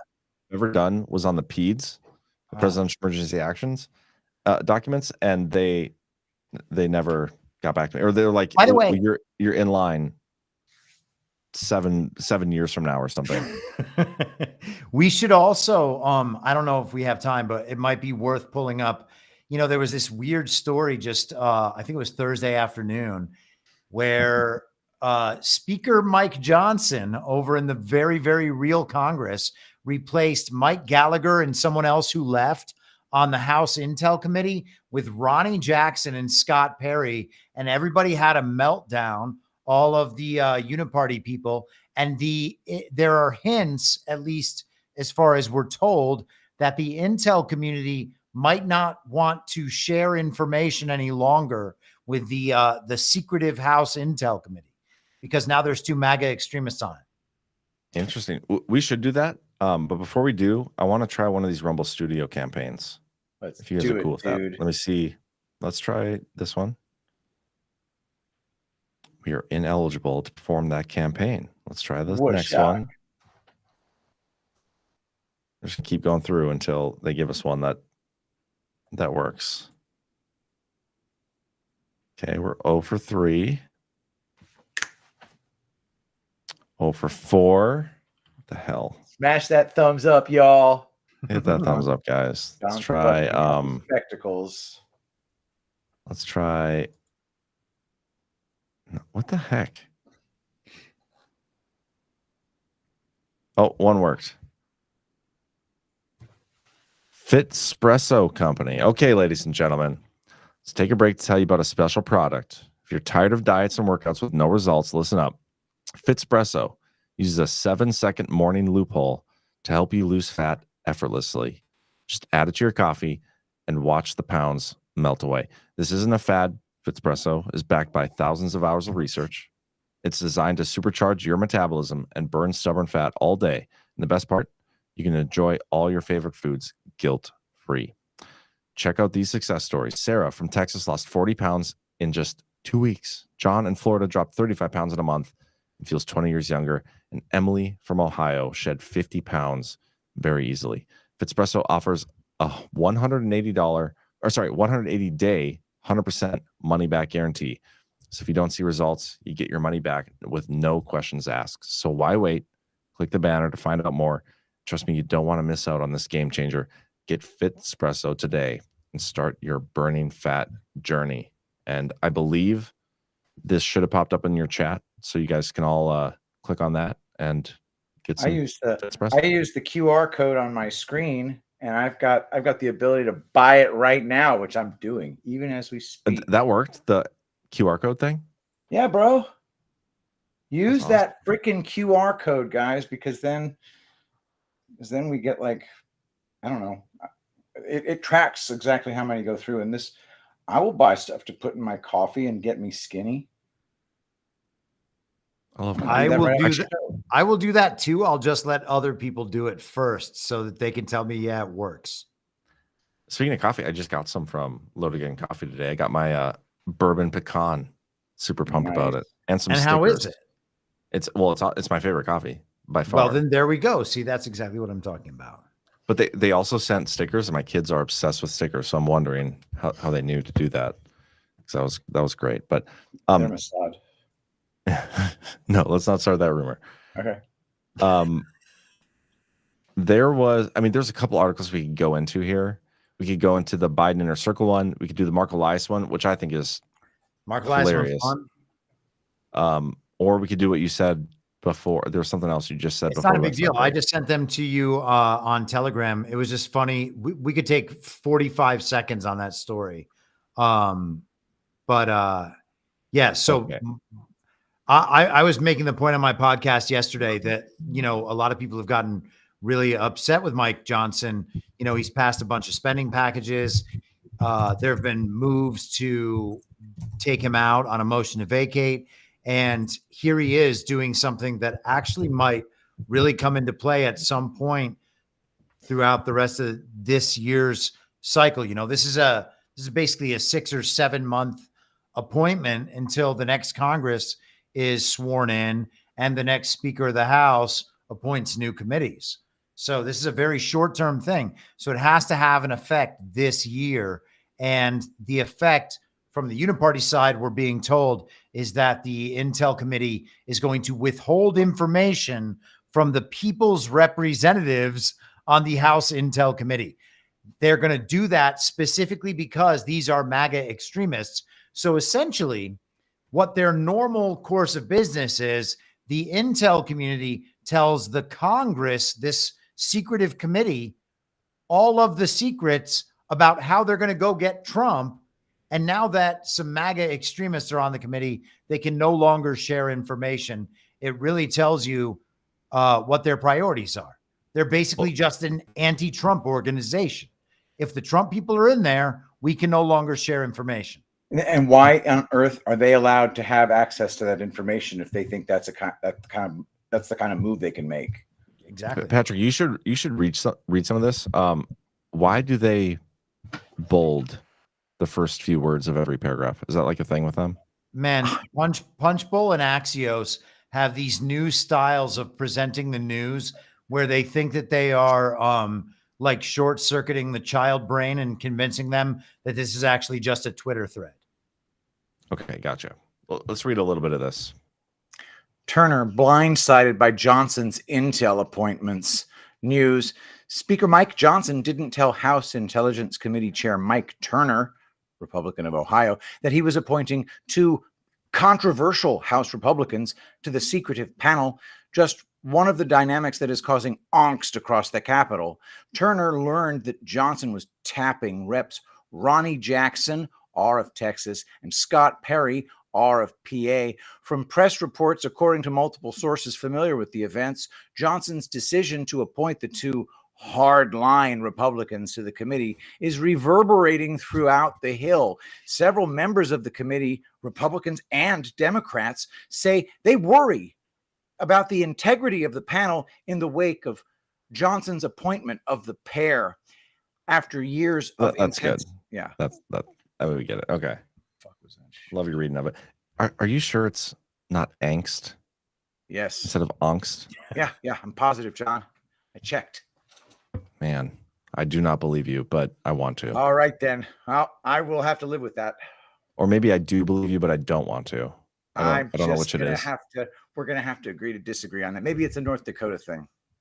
It might be. Definitely. But that is interesting. The intel community, I view them as the enemy, obviously. So this would kind of make sense if they're not, like, share intelligence with Trump supporter. Like they didn't even share intelligence with Trump himself back in 2016 when he got elected. He was the president elect, and they didn't tell him about the potential Russian interference that they were fabricating against him. Obviously, that's probably why they didn't tell him. They were making it all up, and it was all bullshit. But yeah, obviously they're not going to tell anybody that supports Trump, because why would you? Yeah, dude, they can't do that. These people are on the freaking Intelligence Committee. Freaking slap the cuffs on them. There has to be some way of dealing with these people who overstep their authority. But also you had Eric Swalwell. He was on the Intel Committee and he was banging a Chinese spy. You had Adam Schiff on the Intel Committee, and he was coming out of Intel Committee meetings and depositions and just feeding total bullshit to the media. Like, none of these people take their role seriously in these committees. Like, why do we even have one? Why do we even have an Intel community at all? Like, they just hate America. So the funny thing is, one of these articles, I'm not sure if it's this one or the New York Times article, it says that one of the major aspects of the Intel Committee is that it always shares a member with the Judiciary Committee, and now for the first time it doesn't. So there's all these little things that this secretive committee gets. It's basically like this committee of people gets the special knowledge from the Intel community, which is, by the way, just globalist bullshit. And then they disseminate it, I guess, to the other committees. And that person becomes like the keeper of the flame of knowledge when they go to the other congressional committees. Yeah, I mean, again, angry about that angst. They're the enemy. They seed whatever narratives they want.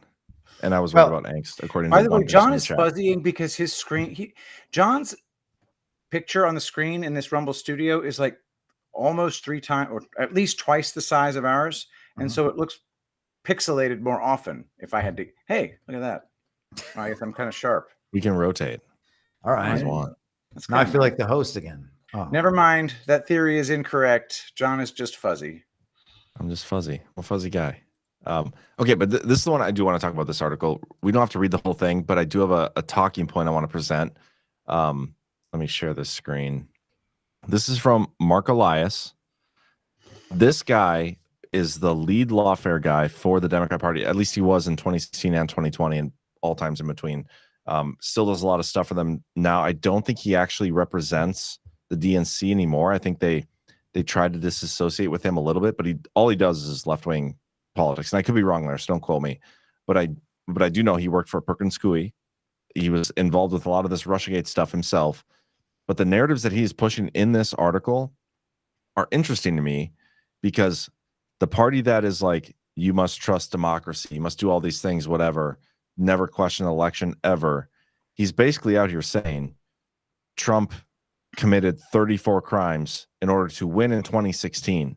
I think that is an important point that we need to observe this, because I think there's an end game to them pushing this narrative, and I don't think this is the first time we're going to see this narrative pushed. I almost look at Mark Elias like we sometimes look at Steve Bannon, as he's ahead of the narratives for Trump, right? Steve Bannon, he's pushing all these narratives that we later see become focal points. I almost see the same thing from a Mark Elias. And so, Patrick, I want to read a little bit of this. From Democracy Docket. In 2016, Donald Trump seemed to pull an inside straight by narrowly winning Michigan, Pennsylvania, and Wisconsin while losing the popular vote by 3 million. We now know Trump committed 34 felonies to win that election. Without these crimes, he seems almost certain to have lost to Hillary Clinton.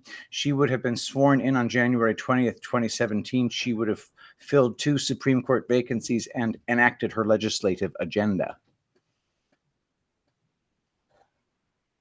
Let's go a little bit further. Roe v. Wade would never have been overturned. The progress made under the Obama administration would have been continued. Following a global pandemic, millions might still be alive. As Trump we killed reflect millions. As we reflect on the outcome of the New York trial, we should pause to acknowledge that history was tragically derailed by Trump's felonious conduct. Go a little bit more. One more paragraph. Trump continued his election crime spree in 2020. This time it largely took place in the aftermath of an election he was surprised he did not win, when his frivolous legal attacks, oh, the balls, failed to overturn the result. Green Star, please. I'm sure you can find a Burning Bright clip that will match well with that. Okay. Anyway, when his frivolous legal attacks failed to overturn the result of President Joe Biden's 7 million vote victory, he resorted to fake electors, racketeering, and insurrection. Insanity. But again, I wanted to point this out because I think, and maybe I don't know if I think this, but something I'm chewing on. Mark Elias pushing this is important. It's like he's trying to delegitimize his election in 2016 now because of this bogus bullshit Manhattan trial. And why would you try to do that? Or right, if you have a firm grip on the election theft, which we know they do, right? Like they can steal any election they want. If you have that firm grip on that, why do you care about what Trump did in 2016 or his win in 2016? Why are you trying to delegitimize that retroactively based on these 34 bogus guilty whatever indictments and guilty verdicts, unless you're trying to delegitimize Trump's action as president and something he did? And what would you possibly be trying to delegitimize unless it's something like, hey, maybe Trump implemented something before leaving office, like a continuity government plan, and we want to make sure people know that he never had the authority to do so because he committed 34 felonies. His felonious conduct, if it were not for that, Hillary Clinton would have been president. So I think there's something here. We'll see what happens, but I think that's why he wrote this, and I think we're going to see more of this as we go. I'll point out, just trials can definitely be fake. One example of a fake trial is that nonsense Alex Jones defamation trial from the fake Sandy Hook parents in the fake courtroom with the fake judge and the fake Alex Jones. And such can also be true in New York. I think that the Judge Merchan trial is part of devolution itself. I think it's just a wake-up operation. It's too stupid, too clownish, too in your face with its lawlessness. He's upending the entire... He's not just upending American jurisprudence. He's upending the English common law system. He's giving jury instructions that play free, fast and loose with how unanimity is to be determined. None of this can possibly be real, or we're all just in some strange upside down world. But no, I think it's probably an operation to get the kind of popular unanimity that we need. Operation. That's what we need right there. Yeah. Patrick, I totally agree. We could also talk about the Derek Chauvin trial. We had the third version of a Minneapolis police officer get convicted for murder of a guy who provably, if he existed at all, died from a fentanyl overdose. That is mind-blowing. I mean, either we have the most dangerous two-tiered system of justice that has ever existed on this earth, or this shit is just fake.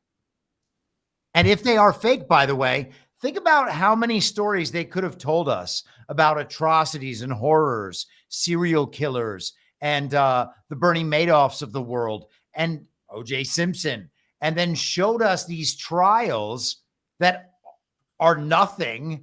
And we're just like, oh, thank goodness they got him. We still do have justice in this land. It's insane, How man. far back does it go? All the way? We have to assume it's all the way until you can prove for sure that like a powerful person has been actually convicted in our court system in a televised trial. I mean, Michael Avenatti is tweeting from prison. He's Peter tweeting Navarro pro-Trump. is like publishing op-eds. And I love Peter Navarro, don't get me wrong, but what is happening here?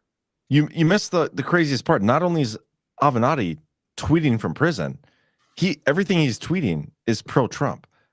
Like, this is the guy who was anti-Trump. This is the guy Brian Stelter was like, you got my vote for president, Michael Avenatti. You're my boy. I'm going to vote for you. Goes to prison, and now he's out here pro-Trump. It's insane. But I've said this on, I don't remember when I said it, but Trump exposing the judicial system with this Manhattan trial, like there's nobody better to do it. There's no better way or no better person to use to expose a faulty judicial system than Donald Trump. And that's what it's the only explanation for this entire trial. I spent like a half an hour of my day today because I hate myself reading commentary on the Law and Order New York loudest hush money trial. And there was an article in the Midas Touch by someone who used to work at the Manhattan DA's office. And it was like 2,500 words long, or maybe longer. It was a long article. And they talked about how well done the entire trial was, how real it was, how this is the standard for justice in New York, and it should be. And there was a whole long section about how Judge Merchan, all he'd ever done was donate $35 to Democrat causes. Not once in that article appeared the word daughter. I actually I got through it and I was like, why didn't they mention Merchan's daughter? And so I used, Control F, and is daughter in this article? Nope, nowhere. They just don't care. So either we're all getting run around like nobody's business, and we really are the crazy conspiracy theorists they say we are, or they're all just lying. And of course, the Midas Touch is lying. That's what they do.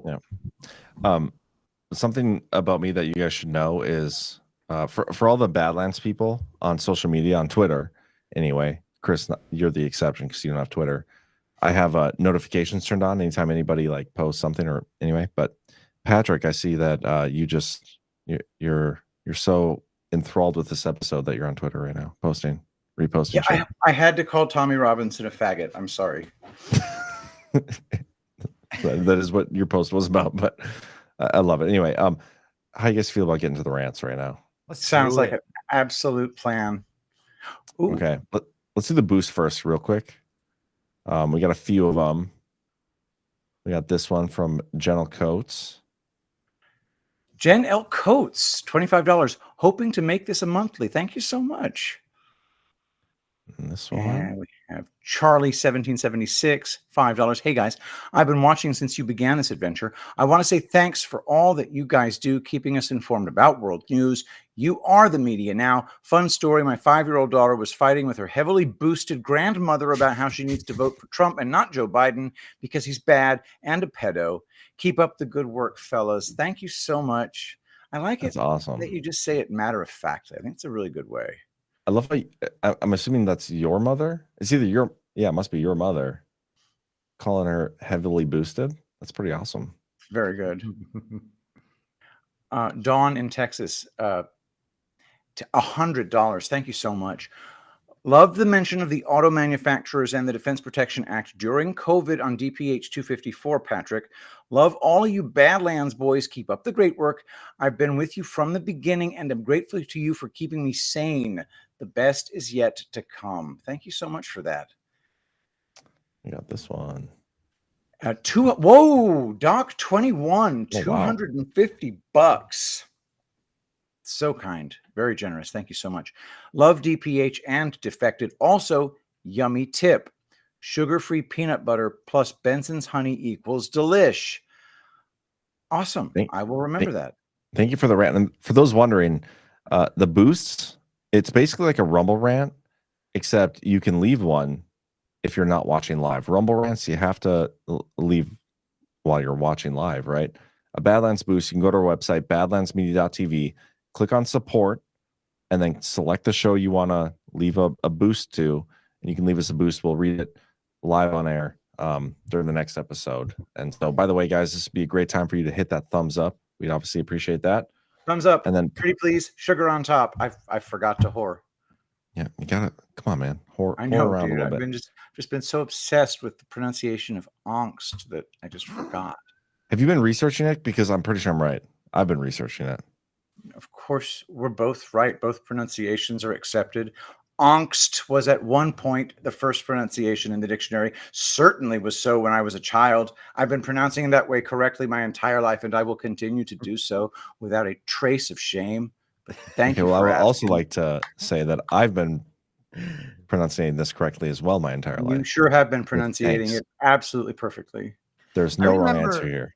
I remember in the 90s, that word came into my understanding because they used to talk about that as that was the descriptor used for absolutely every alternative rock album in the 1990s. How do you say it? How do you pronounce it? I say angst, but Patrick's probably right. No. You don't have to say that.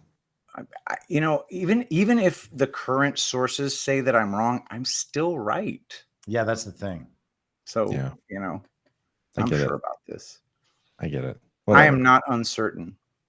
Okay, well, did you pull up the rants for this episode? I did, but I might have done it a bit tardily. Like how tardily? Like 5 minutes ago? Let's Tardily? see here. Or Let's- retardily. I have Retardily is like how who's that character on The Simpsons? The neighbor. Flanders. Yeah, Flanders. Yeah, retardily. Retardily doodly. Yeah. Yeah. Unfortunately, the first the first Rumble rant I got to was at 10:19 p.m. Central Time. So, Okay, so we got a few. 49 minutes into the show. That would be is Boom that the diggity. $100 one? Boom diggity. Yeah. Okay, I'll read the ones before that. Sweet. We got Lovey Infidel. Lovely Infidel says, love y'all. You're the absolute best. Thank you so much. Patriot Alley 79. I was also at the Reawaken America in Detroit and heard that guy ask Cash about COG docs and said to my husband, he's probably a Badlander. Mhm. And Well, you're what spot did Cash on. say to that? Shit. That's We got to awesome. get more recordings like this. Yeah, that's great. Again, thanks for asking that question. We love that. Yeah. Secrets, $5. Speaking of secrets, also everyone is suspect. Everyone. It's very true. It's so true. We have the felon Ash 1776 leaving a dollar rant. Jenna Ellis affirmed in that hearing that Colorado elections are the gold standard. December 2020, deep cover or not, there was harm done to the people on the ground because of her.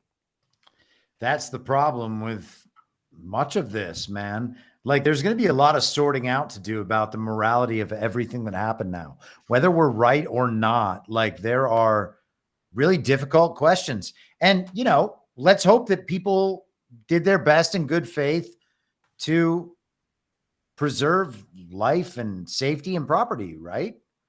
But fuck, man, there's a lot of bad shit that just can't be swept under the rug. Yeah. We did just get a rant come through, and I'm going to do this. Somebody says to Google the word angst and then click pronounce. And then, of course, Patrick is correct. That's So we're going to do that. Can you guys hear this? Angst. Angst. God damn it. Angst. As I said, I am not uncertain. Hearing John say fuck under his breath was hilarious. It went angst. I don't like being wrong. I'm a little competitive. I'm a lot of competitive. Why on pronunciation? Anyway. I was just so sure. I've heard so many people. Dude, it's in, not in my incorrect. life. It just, let me just offer something by way of being conciliatory. It's not wrong to say angst. It's just kind of ghetto. I do feel ghetto most of the time, red-pilled- so maybe that's why. You I say just it that way. red-pilled everyone on the pronunciation of angst. Well, I feel like I'm gonna go say this to people, and they'll be like, "You're an idiot. It's angst." They're Like, gonna you're ghetto. Yeah, they're gonna think that you like put your finger out when you're holding a wine glass or something. Oh, I definitely get I accused never of do that. that. Nobody ever accuses me of not sticking the pinky out when I hold my coffee cup or any other cup for that matter. So, Man, I feel so pretentious now that I say angst. I feel like a new person. But anyway, dude, thank you, Patrick. my audience known. on Reading Epic Threads has finally gotten me to stop calling it Parliament. Wow. Yeah. What is it supposed to be? I think it should be Parliament because there's a fucking I in there. I know, But you they sound have douchey when you impressed say it that way. upon me that nobody else in the whole universe says it that way, and that I just need to get off my high horse and say it like everybody else. And now I do.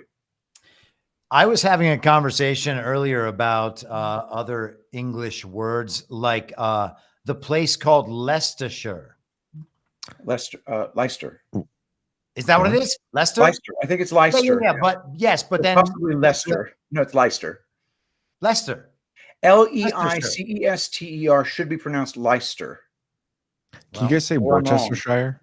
Like Worcestershire. Worcestershire. Yeah. Patrick will agree with me later about this. But anyway, the point is, those words are very strange. But the takeaway here is that Reading Epic Threads is back. That's also Yes. true. Check it out.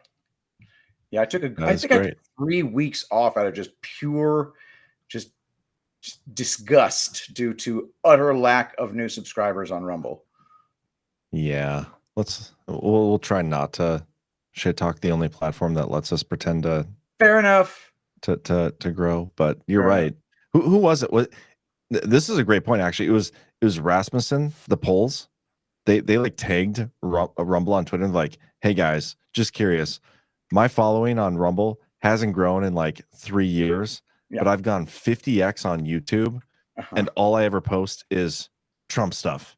Yeah, and that doesn't make sense at all. I'm not. Yeah. I mean, good for you, by the way, Rasmussen, having and they've increased on Twitter too. And I have more Twitter followers than I've ever had. But here we are. Anyway, And by the way, okay. just curious, if you have found yourself to have been unsubscribed from Badlands Media here on Rumble, can you put a 1 in the chat? I'd be very curious to see how many of you have found yourself to be unsubscribed. While we're waiting for that survey, I just texted you a link of a pronunciation for Leicestershire. And where did you text this? Can't be right. That'll be it. The pronunciation Oh. starts at 15, but we can try as many of these as possible. I was taught the pronunciation by a proper English gentleman. Leicestershire. Leicestershire. All right. I thought it was Leicester. I'm willing to be. I will look into it a little bit more. Feel free. I don't think you need to. I think you've been proven wrong. Patrick, I thought it was YouTube video. What? The first time I said it, I thought it was Leicestershire. Did you not hear the accent? That guy can't be wrong. Bro. I am so sorry. I really thought you were just talking about Leicester without the Shire. That would be Leicester, but it's still not Leicester. Yeah, you're right. You're right. I'm wrong. Yep, it's definitely Leicester. All right. See, I'm wrong on occasion. No. and it hurts me deeply, and I plot revenge. He's gonna murder Chris. Yeah. Hold on. Looking at how to pronounce the name of this landlocked Why are county we in asking the this English frog? Midlands, England, United Kingdom? How do you go about pronouncing it? How do you pronounce? Leicestershire. You will pronounce it Leicestershire. Okay, let's keep on to the rants here. There were like a zillion ones in the chat, by the way. Really? Were there really? I don't know, 30 or 40. That's a lot of ones. That's more. I mean, technically speaking, there should be 0 ones for that question, right? I mean, you'd hope you'd never be unsubscribed from us on any platform without you going and clicking it yourself. But anyway, let's keep going. Wedge Gravy says, "What if Rudy is the ringmaster of the whole this whole circus?" He wanted to run the RICO case. I don't think he's the ringmaster, but I do think he's playing a role. The Hunter Biden laptop stuff, the stuff that Trump said previously about Joe Biden's a criminal, look at his laptop, all those things, and you're a criminal for not reporting on it. That is notable because his personal attorney, Rudy Giuliani, had the laptop. Patriot Alley 79. I was also, I already read that one. FD Smith 88. Hey, Patrick, my fellow Trekkie. I love Star Trek, but Star Trek Discovery was way, way, way left. Fat ass Stacey Abrams was in an episode as Earth's president. Kind of surprised she wasn't just playing Earth itself. Glad to see she finally won an election, Mohab. What did she win? I don't know, but President of Star Trek Discovery was really, really a crime against the people who love Star Trek. So I definitely agree with you. That was horrifying. Wait a second. If Stacey Abrams looked like AOC, would she be AOC? No, because AOC is a good person who loves her country. Wait a second. You don't think so? Come on. Let's just entertain this for 30 seconds. You don't think that Stacey Abrams is an op? Oh, no. I mean, I can't. I haven't looked into Stacey Abrams because she's not hot.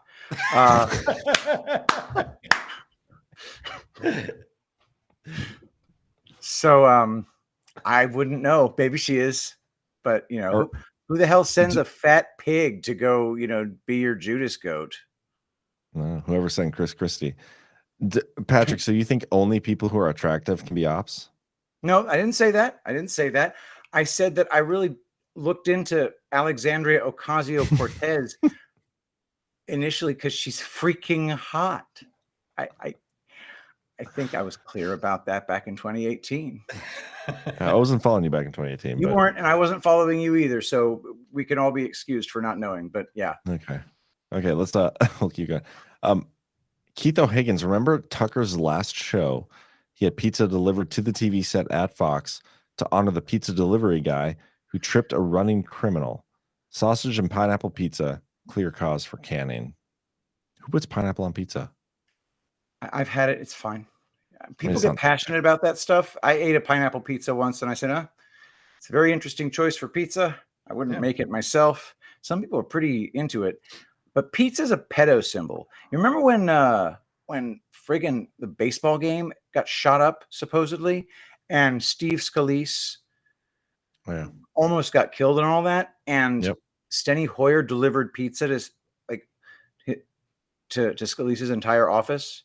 And it was like at the time in the, the weird vote Pizzagate groups that I was in, we were like, he is sending a signal. This is what you get when you come after our fun orgies and shit. So for what it's worth. Okay. Well, interesting. Keith O'Higgins. No, I missed a few. North Star 07. I know this is a strange take other than the daughter. I'm 90% convinced Juan Mershon is playing a part for the good guy team. No judge is that stupid or obvious. Part of the wake up operation. Yeah, this is where it gets into like the full control debate, which we've had a million times. Perfectly valid. Look at Juan Mershon's pictures. And then go to thispersondoesnotexist.com and tell me you see any difference.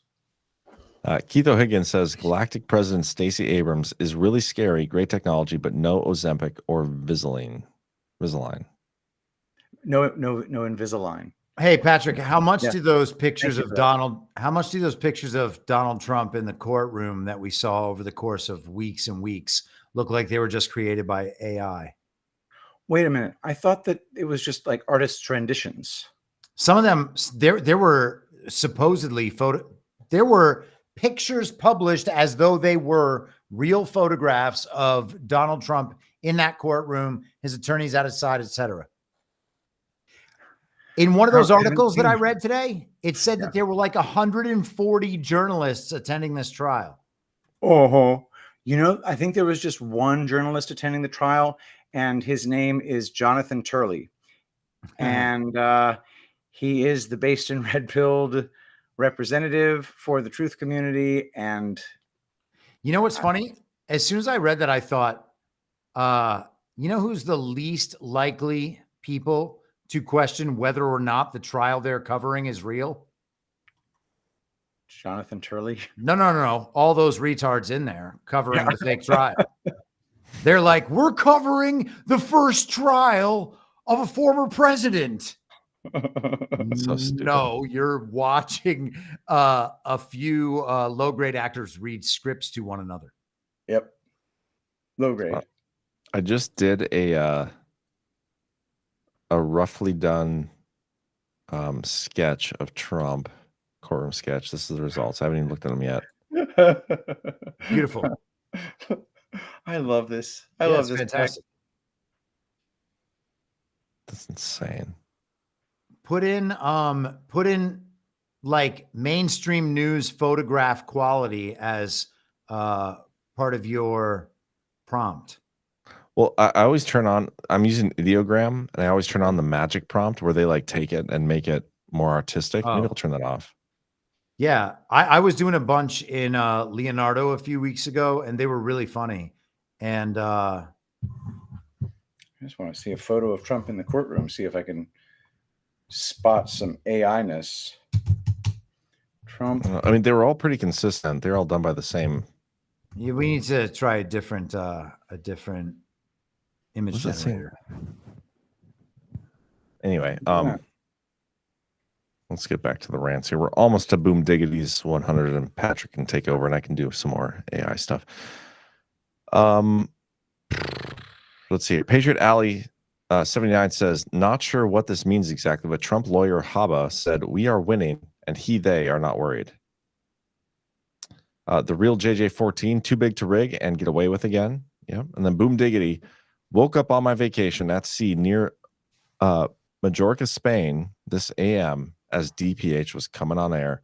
Thanks for a great show and wonderful start to my day. Congratulations. Sounds like a great time. Majorca. For the rant. Congrats on Whatever. your vacation. Majorca. I'm going to see what Google says. Pronunciation. I want to see what Google says. Just kidding. Okay, Patrick, you can take over from there, man. Yeah, and real quick, I want to do a quick public service announcement about epicminerals.net. On Sunday, there will be a Donald Trump rally in Nevada, and I will have an Epic Minerals spot on that rally on RSBN, which means I'm going to be selling an absolute buttload of the zeolite spray. If you haven't gotten your zeolite spray, there might be a slight interruption in supply. So go to epicminerals.net tonight. Do it tonight and use promo code Badlands to get the best detoxification from heavy metals the world has ever known. Epicminerals.net, promo code Badlands for 10% off. All right. Now, time for Boom Diggity. $100. Very generous. Thank you so much. Woke up on my vacation. Oh, crap. I skipped the... That's Mallorca. Boom diggity. Nice. Okay. $20. C.A. Prejean. Gunnels, you can't expect everyone to be aces on Devolution, especially Roseanne Barr. Love her. She ain't so bright. Tom Arnold. Anyone? Easy, bro. Considered measure in your judgment. Harsh shuts doors. I'm always harsh. And I didn't mean it to say that, you know, she sucks. I mean it to say, okay, the great Roseanne Barr finds out about Devolution and the place she ends up pumping is Derek Johnson. This is something we've talked about this so many times. Like, yeah, it's cool that more people are talking about Devolution because of Derek Johnson. But like when you come to Derek Johnson, he is so full of bad information and bullshit. That's the problem. It's not that people are talking about it. That's great. it's the source. But I do have a clip that Green Star sent over real quick. You know, we're all gay. We all love balls. We're super gay. We like the balls. We all love dick and we like butt stuff. That was pretty great. Magnificent. Great job, Green Star. Like, asking you shall receive 20 minutes later. That was awesome. I got more from him. I'll pull them up as we go. We keep going, Patrick. Absolutely. Okay, next Rumble rant. $20, 1027JS, justice, not revenge. Nobody is above the law. $5, Fredo Awakening. Great show. You guys are as distinct as the bodegas of the Bronx, as beautiful as the blossoms of Miami, and as unique as the breakfast tacos in San Antonio. Kudos and mohop. Thank you so much, Fredo Awakening. $5. Fredo. The Vic 58, holding people accountable is not revenge. Neither is it loving. Ignoring justice is simply enabling. So true. You know, Dr. Phil was saying, when you arrest people for crimes, they feel like they want to get revenge on you, and then they go after you, and then you arrest them back. It's got to stop somewhere. Wait, so you're saying that we shouldn't arrest people for crimes, Phil? Anyway, $2, the meerkat. On that point, when has that ever actually happened? Like, when have people who have been like arrested of crimes then gone after the people who arrested them for their crime? That has literally never happened.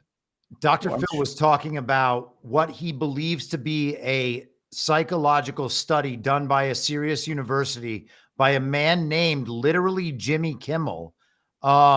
And he thinks that he's proven with like brain waves and shit that a cycle of revenge will begin that will be irreversible and unstoppable. It's the most retarded scientific materialist bullshit that anyone could ever imagine. Yes, keep it going. is. All right, next. $50. Thank you so much. Trump NATO for Rush was a huge advocate of voter fraud. He never really gave a remedy. So how would you guys fix our elections? We all know they're compromised. What's the solution? Thanks for your answers. I'd take just Seth Keshel's 10 points to free and fair elections. Yeah. You know? Thank you so much for just check out skeshel.substack.com. He lays it all out there, and I just say, do what he says. $5, BS Girl 1950. When Trump purses his lips, it means disapproval. Only started doing that over the last month. Pay attention. He's speaking to us. Love you guys a bunch. Love you back. Thanks for the super chat. $20, Jody IVRN. Revenge will be from God. Thank you, men, for being my news and truth. Thank you for the generous super chat. $20, SB Clark. It is not retribution. It is justice. It's going to feel like retribution to me, but I'm going to be real quiet about it so I don't make us look bad. Bullshit. I'll be a little quiet. I'll just say nobody is above the law, but with a smirk, so you'll know I don't really mean it. $5 Not at all. E-grab 4. It's not revenge or retribution. It's called accountability. Agreed. $15. I am Grandma Carol. Maybe they will go live go live in those ghost cities built in China. They started building around 1980. Paris and other cities have been copied. I've heard about that. That would be that's a great scenario for a plot for a dystopian future movie. It really would. Right? Like you escape and you go to a ghost city that maps out like what the entire world already was, but it's all just in China. Yeah, it would be amazing. And I would have ChatGPT write the screenplay. Oh man, I guess now I'm fired again. You're never fired, Chris. Never. News canceled. I'll take it. Oh, $1, Keith O'Higgins. The elite may seek refuge in New Zealand, but they'll have to hang out with all those Lord of the Rings and Dungeons and Dragons dorks too. We hang out with Burning Bread all the time. It's not that bad. For me, that's a feature, not a bug. $5, wedged gravy. My fellow Americans, the storm is upon us. Real Donald Trump on X as he departs Friday to start a prison sentence. Wedged gravy. I love that. That's a great call. Very, very great call. I wish it had been mine. Well done. Is it this Friday? No way. July 11th. So Trump said in that interview, I think it was with Dr. Phil. He did a bunch of appearances this week, so I could be messing it up. But he said he was going to announce the VP at the convention. And I had been thinking that usually that announcement comes a few weeks before. I went back and researched over the last few cycles, and it usually comes within the week before. So it was very interesting. So he's basically saying, I'm going to hold out this long, but then we know that the sentencing hearing is supposed to happen on the 11th. So what happens if he is sentenced to prison and then isn't at the convention to to let everybody know who his running mate nominee is, and then they try to replace him at the convention? We might never know the running mate, and Trump might just have to come out on his own. They're going to take two uniparty right stooges, put them up as like Nikki Haley and Ron or something like that, and then Trump's just going to have to run on his own. Did I skip the meerkat? I don't know, but I'm just trying. That's fascinating. Like Trump not being there to announce his VP pick, and then whatever. I don't know. I'm just thinking of Politico, the Politico guy that like puts out a new. Anonymous sources with Trump's campaign says that Ben Carson is now the VP pick. Like every week he comes out with a new person. Like literally go look it up. Next time it'll be this week. We'll get a new pick. It's every week. It's a whole business model for this guy. I can't remember his name. It's like Ben something, I think. Anyway. Well, once you have Ben who? Some guy with Politico has a new article every week about who the VP pick is going to be. It's like his entire thing. It's a whole shtick. It's like anonymous sources familiar with the matter, but don't want to say their name because of fear of retribution from Trump. Say that Tom Cotton is now the most likely guy to be VP. Week before it was Nikki Haley. Week before it was Ben Carson. Week before just on and on. Every week it's a new person.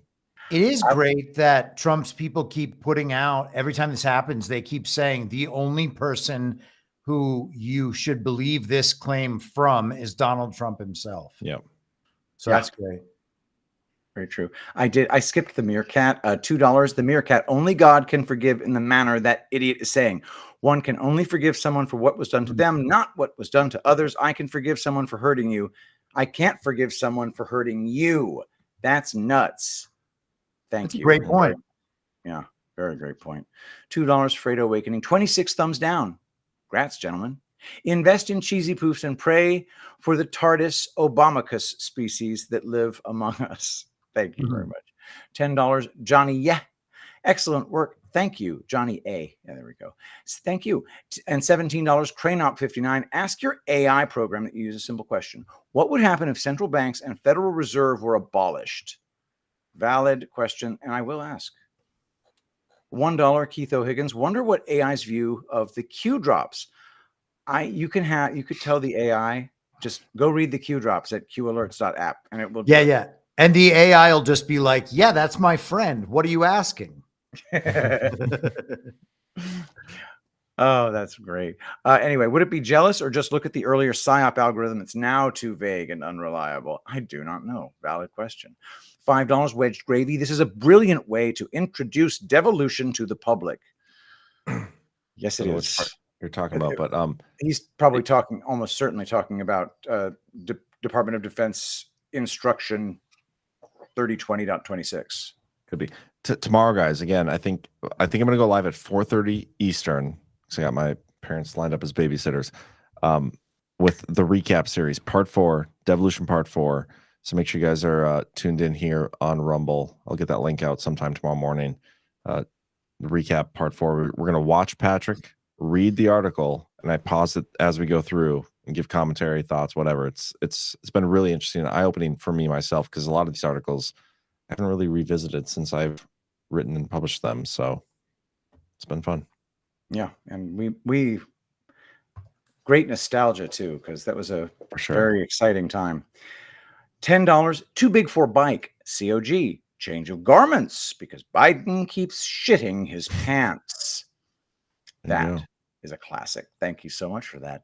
$5. Julie JN. Cash was BSing. He also knew when the guy mentioned it was 25% larger that it was public.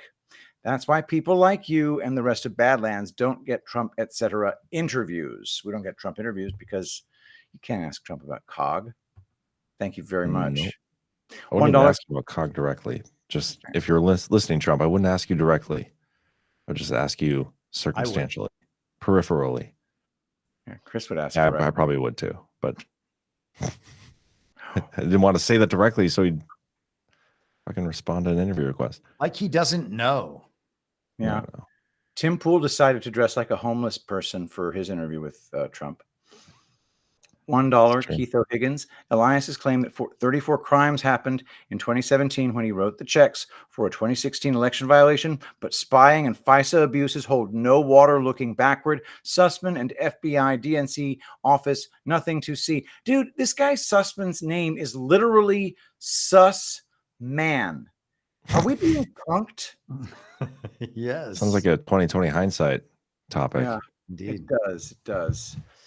$5. The Armed Gardener. Thanks, men. I happen to be watching Alex Jones during my biggest awakening stages. I can't look anymore for about 7 years now. Oh, and Patrick, I agree. This motherfucker right here is flat. Ha! It is flat. Speaking of Alex Jones, did he get kicked out of his studio yet? I don't know. Wasn't that? Didn't that happen on Friday? I saw an article that said that it was. I don't know. I don't know for sure, but if you guys watched Basis Conspiracies on this last Monday, I showed you that he has been in the process of selling his 100+ acre ranch since March. There's a document, there's realtors, there's all this shit. They've known about it. The closing date has been June 7th for months now. And so it's just interesting that this whole thing of him getting kicked out of his studio kicked up this week when June 7th was 2 days ago. So interesting. So and that's 2 days. So that would have been Friday. He is a CIA front, period. $5, The Armed Gardener. Google angst, then click pronounce. Of course, Patrick is correct. Of course. L'chaim. $1, Sat 049ers. Great show, guys. Stickers. I have kids. The owner of Loaded Gun Coffee. Thank you. $10, Q Fan Addict. Fitspresso. I watched entire vid, ready to purchase, but saw same lady touting miracle cure for all vision problems. Now am hesitant. Can you ask why same lady is touting 2 miracle cures simultaneously? I will definitely ask. Is she hot? AC. Thank you very much for the super chat. And Q Fan Addict is now a monthly supporter. Excellent. Thank you very much. $5, Wedged Gravy. Tagline for Billboard campaign. Get the feeling there's more to the story. Giant QR code to Rumble page. Owned a small business. Now help small businesses grow. We'll build audience. Dude, that's a freaking great idea. Awesome. Thank you. That's a great freaking idea. The QR code is a revolution that I have not in any way really taken advantage of. $5, WTBY free. Patrick, what did you do before you started podcasting, and how long have you been podcasting? Just curious and totally understand if it's top secret. I sold software in Silicon Valley, and I was pretty good. And then, for some reason, after I became a vocal Trump supporter, all jobs in Silicon Valley became simultaneously unavailable to me, and nobody would ever tell me why. So there's that. Thank you very much for the super chat. $7, Crane Out 59. Oh, and I started podcasting in May 2019 because I had no freaking choice. Nobody would hire me. $7, Crane Out 59. You have succeeded in offending this supporter whose name is Lester, but no worries. Won't hold it against you, dweebs. Hey. Are you sure it's not Leicestershire and not Leicester? I don't know. I can't believe I said it was Leicester. I just couldn't believe it'd be Lester because that's just Lester, Lester. Anyway. $10, S. Morgan, 1965. Differences in pronunciations are way less offensive than the grammatical error so frequently made across most shows on Badlands of saying, me and Q had lunch. Q and I had lunch. Fucking Who had lunch agree. with Q? That's pretty cool. Why Cash aren't we Patel talking did about early that? on in the Biden administration. Good point. He had beers with him. He had beers with him, and then They General started Flynn, Flannel Friday. and then General Flynn, when asked about Q, Wasn't said, wasn't that Cash and Devin Nunes?